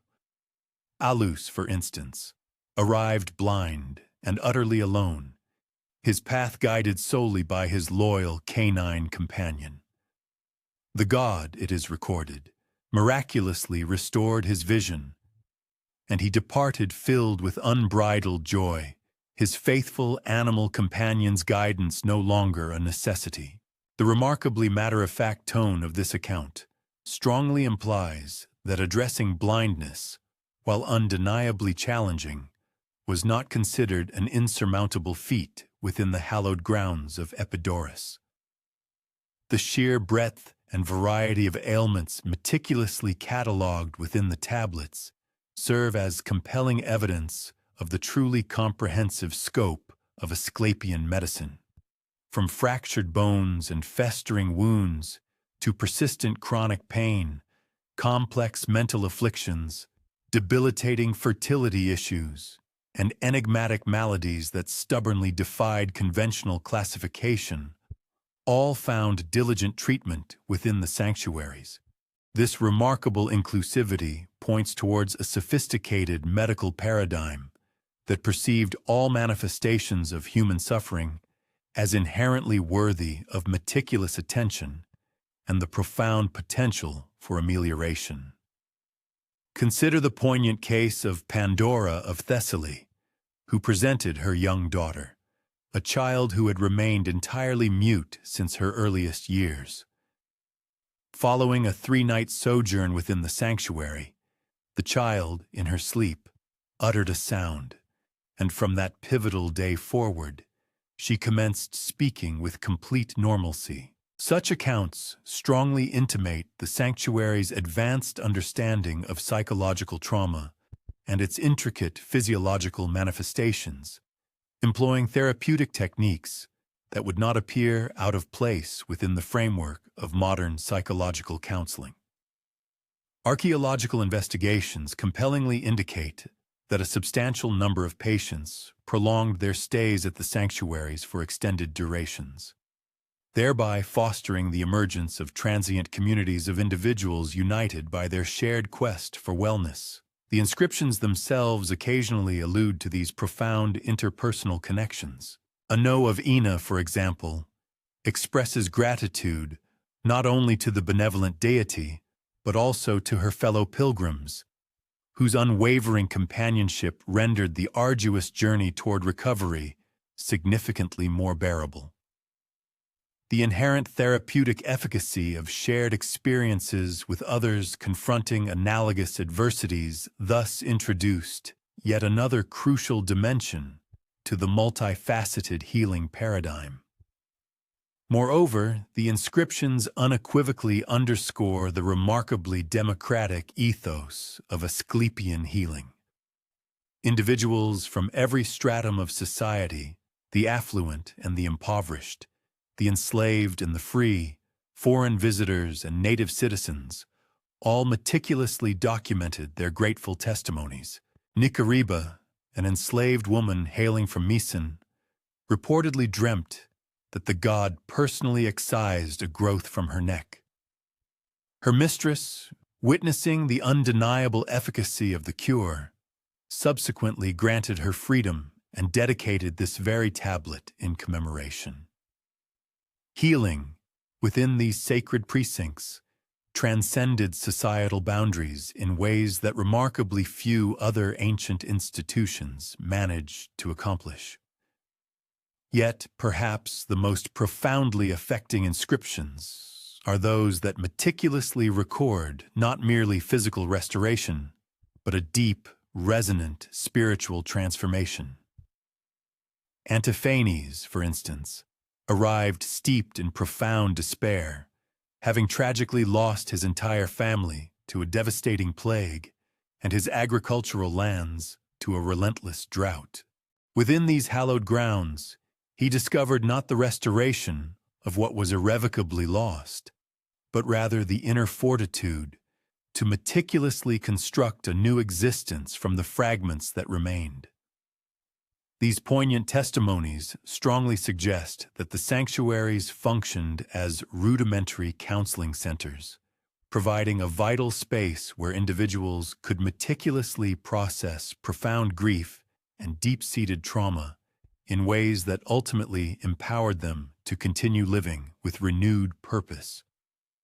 Some tablets also document instances where the healing process necessitated multiple visits spanning several years. Aristian of Halai, for example, is recorded as returning for the third occasion, each subsequent visit furnishing him with a deeper comprehension of his condition and an enhanced capacity for managing it effectively. He dedicates this tablet not in celebration of a completed cure, but in recognition of a journey profoundly and purposefully embarked upon.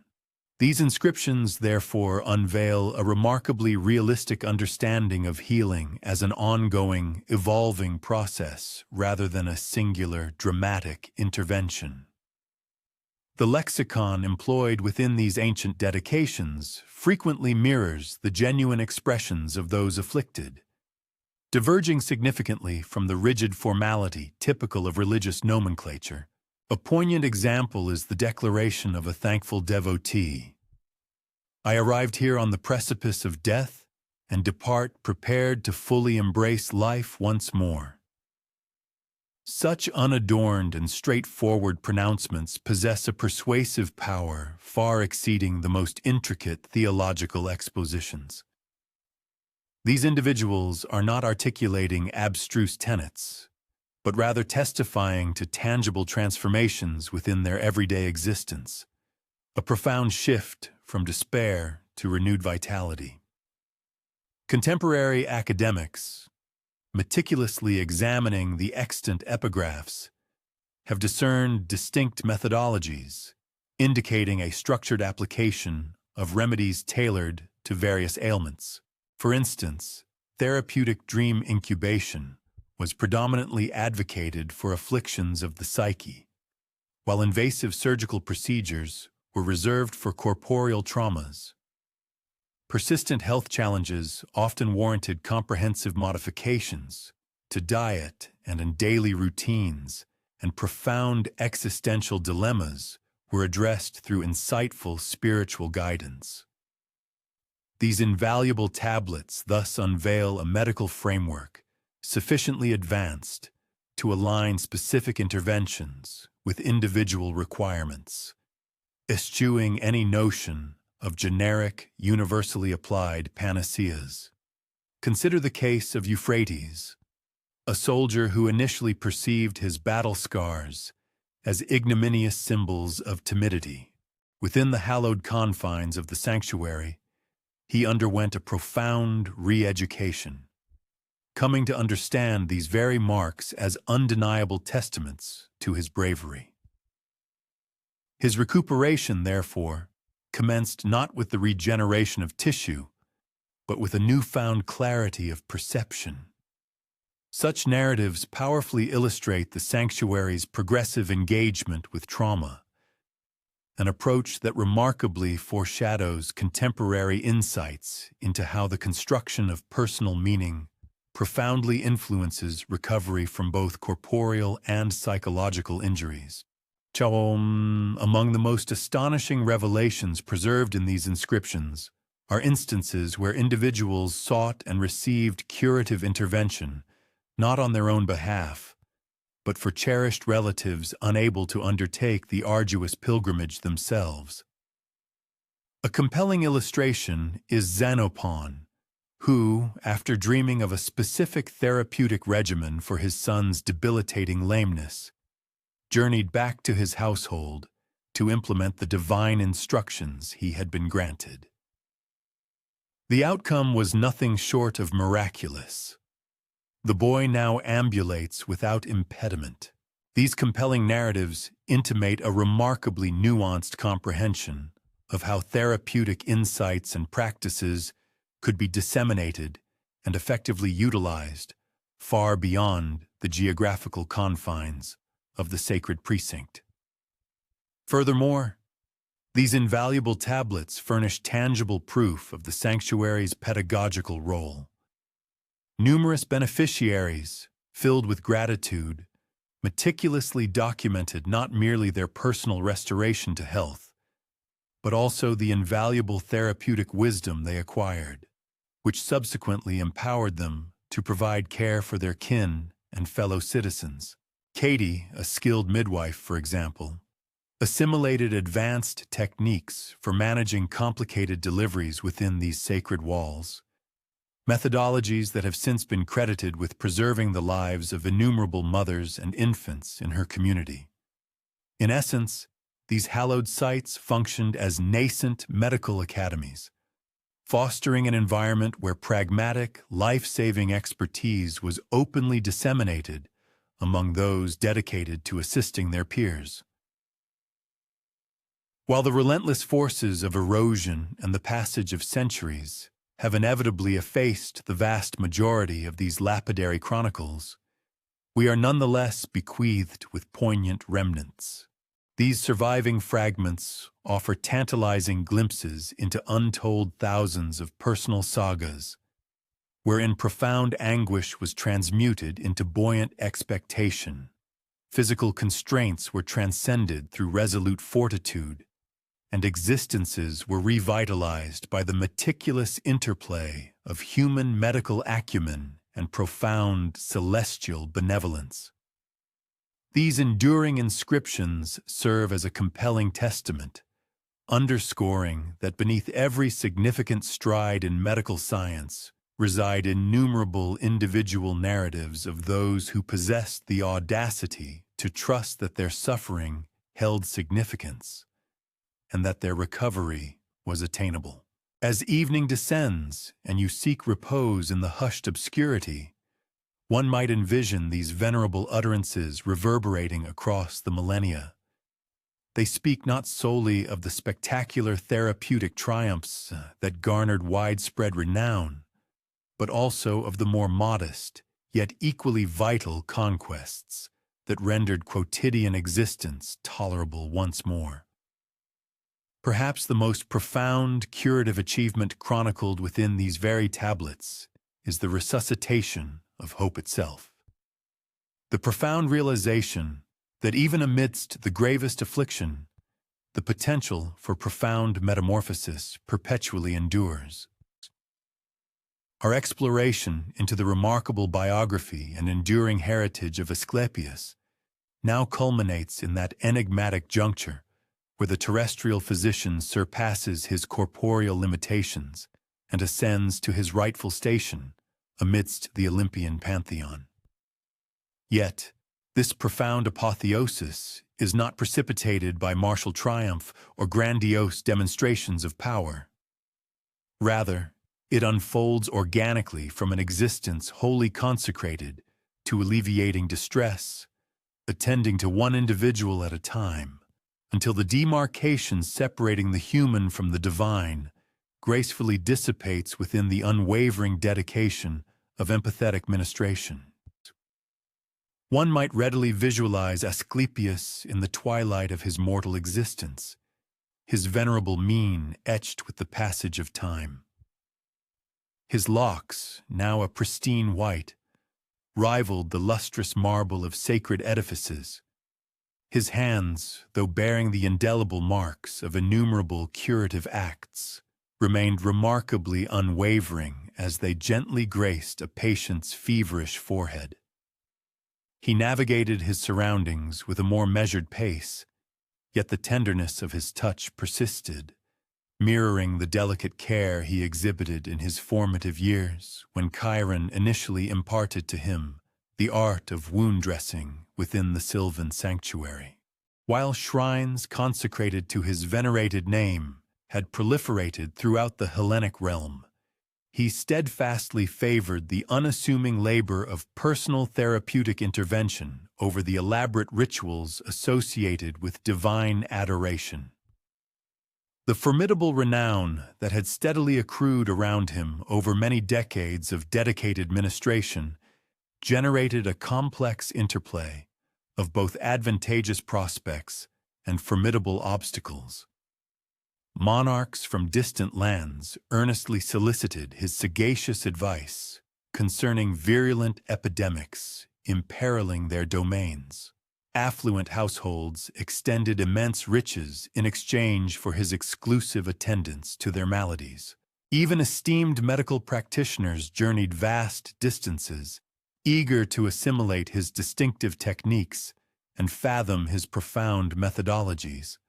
Notwithstanding this widespread acclaim, Asclepius found his true solace and purpose predominantly within unpretentious chambers, where common individuals wrestled with profound anguish and apprehension, requiring not merely skilled medical treatment, but also the invaluable comfort of knowing that their plight was genuinely acknowledged and cared for. However, such unparalleled triumph in the art of healing invariably ushers in its own unique set of complexities. As Asclepius's extraordinary capabilities burgeoned, transcending anything conceivably achievable by purely mortal medical practice, his endeavors began to draw scrutiny from quarters that regarded his work with apprehension rather than appreciation. The other deities, ensconced securely within their established spheres of authority, experienced mounting disquiet concerning a healer whose pervasive influence expanded through authentic benevolence, rather than through the installation of dread or fervent devotion. The pivotal juncture materialized when Asclepius commenced not merely the restoration of the ailing, but the audacious act of resurrecting the deceased, thereby transgressing limits that even divine practitioners were explicitly forbidden to infringe upon. The inaugural instance of this profound transgression concerned a youthful mother who tragically succumbed during parturition, notwithstanding his most strenuous efforts to preserve her life. Her newborn child providentially endured. Yet the profound anguish of the grieving husband compelled Asclepius to undertake an act entirely unprecedented in his experience. Harnessing the inherent celestial potency bequeathed to him by his paternal deity Apollo, he invoked the woman's ethereal essence from the chthonic depths of the underworld, reinstating her to animate existence. The miraculous revival proved successful, and for a fleeting interval, the sheer elation of a reformed family appeared to vindicate this extraordinary intervention. Nevertheless, such audacious contraventions of the inherent cosmic equilibrium could not possibly remain concealed, and tidings of the astonishing miracle swiftly permeated the entire region. Before long, distraught kin from every corner of Hellas sought out Asclepius, bearing the lifeless forms of their beloved and imploring him to enact comparable revivals. Each subsequent petition presented an excruciating ethical quandary. How could a physician, whose entire existence had been dedicated to sustaining life, possibly decline to reinstate it when he demonstrably wielded the capacity to do so? Despite his compassionate inclinations, Asclepius gradually commenced to apprehend that his acts of resurrection gravely jeopardized the foundational structure that upheld the cosmos. Should the finality of death indeed become negotiable, what repercussions would ensue for the inherent rhythms that dictate all existence? Furthermore, what fate would befall the profound, often arduously acquired sagacity that arises from the acceptance of one's own finite nature. Hades, the formidable sovereign of the netherworld, observed with escalating apprehension as the customary procession of spirits into his dominion diminished to a mere trickle. The meticulously preserved equilibrium between vitality and demise, a fundamental equipoise indispensable to the very fabric of the universe, began to falter precariously under the profound impact of Asclepius's empathetic yet disruptive ministrations. Other celestial beings discovered their respective spheres of influence similarly perturbed, as mortals whose allotted time had expired persisted in existence, thereby altering the established paradigms of reverence, military conflict, and ecological succession that had underpinned divine governance for countless epochs. Even Zeus himself developed a profound disquiet, stemming not from envy of Asclepius's burgeoning capabilities, but from a sagacious comprehension that certain immutable limits are ordained, not to circumscribe benevolence, but rather to safeguard the overarching cosmic congruity within which compassion can genuinely flourish. The sovereign of the deities confronted a momentous choice, one destined to delineate the intricate nexus between omnipotent authority and ethical obligation. Either permit boundless therapeutic interventions that jeopardized universal equilibrium, or terminate the actions of a healer whose sole transgression lay in an excessive devotion to alleviating human misery.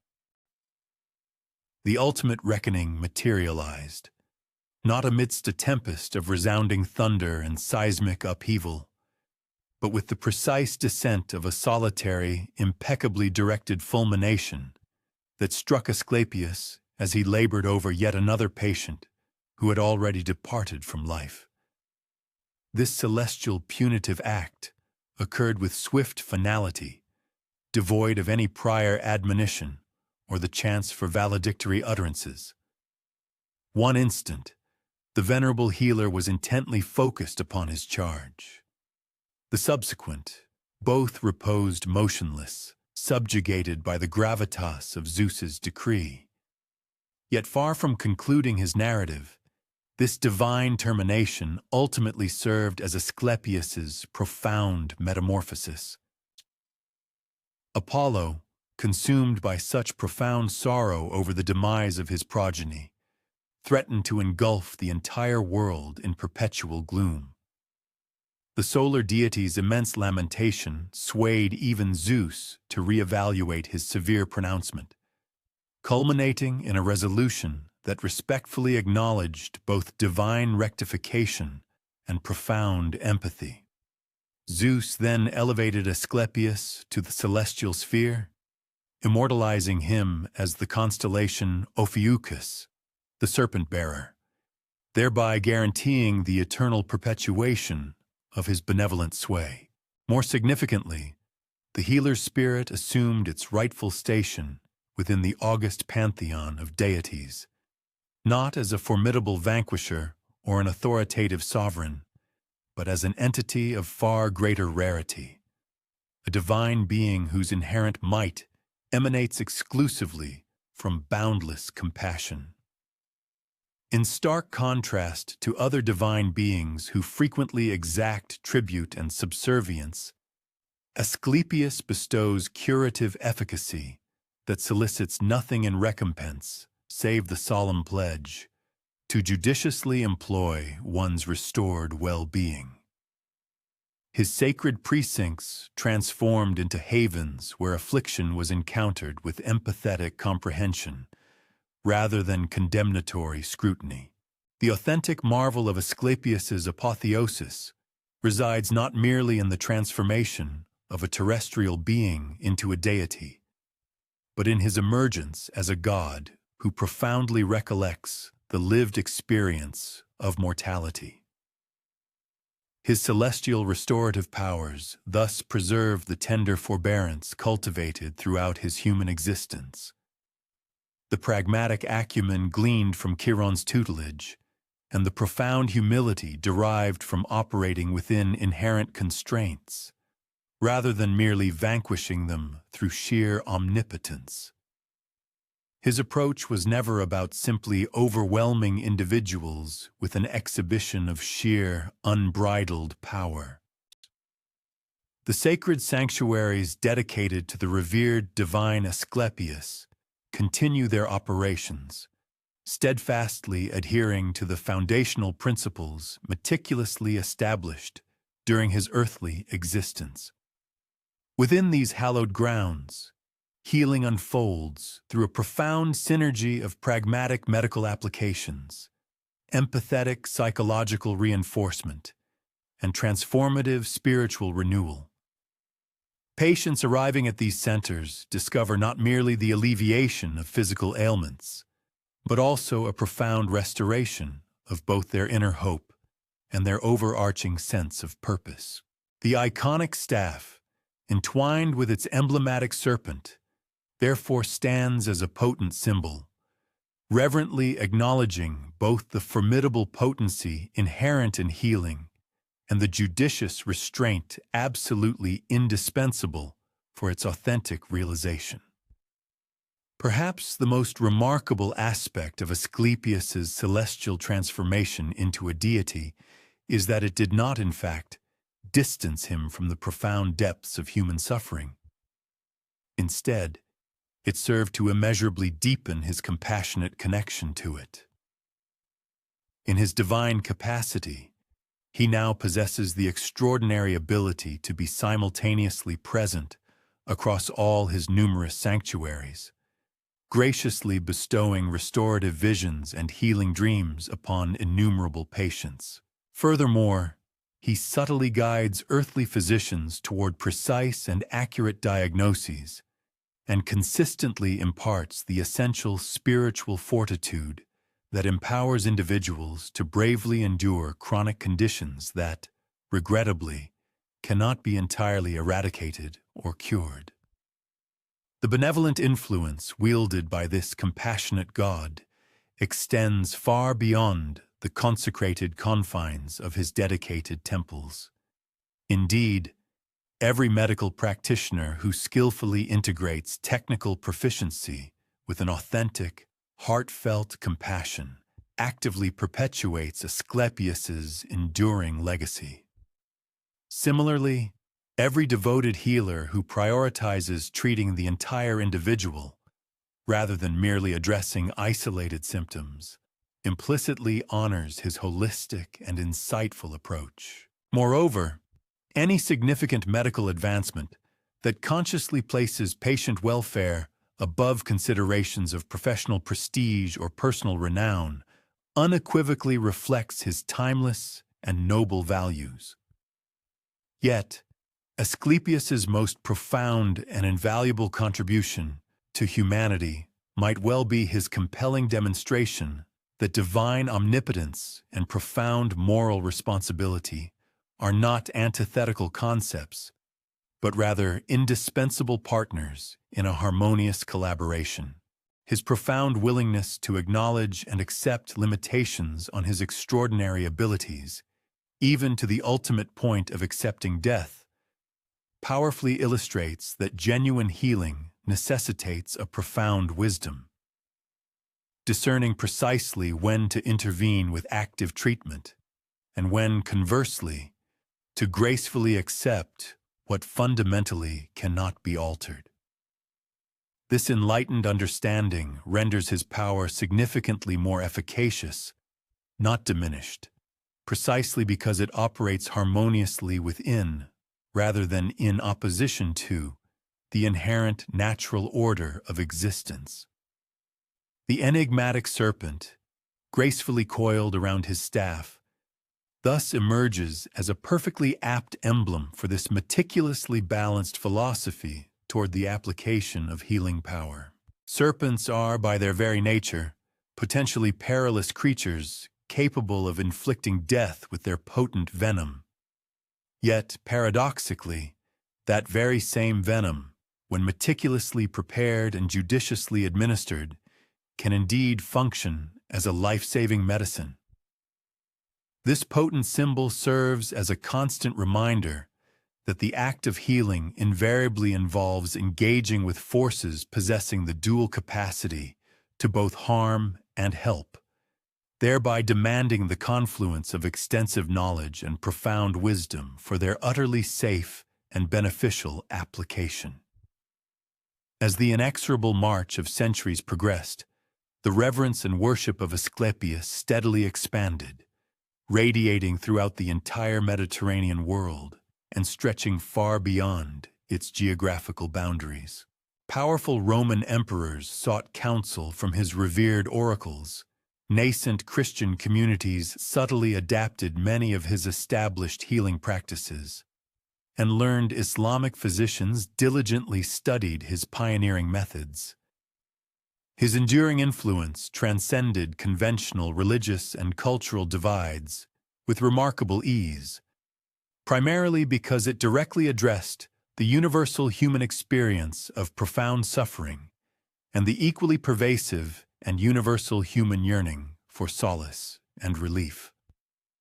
Contemporary medicine, even today, conspicuously retains discernible traces of Asclepian influence, from the widely recognized caduceus symbol frequently adopted by various medical organizations, to the increasingly prevalent understanding that holistic healing encompasses significant psychological and social dimensions in addition to purely physical interventions. The comprehensive, patient-centered approach, initially championed within his ancient sanctuaries, continues its dynamic evolution within modern practices that endeavor to treat patients as integrated, whole persons rather than merely as disparate collections of symptoms.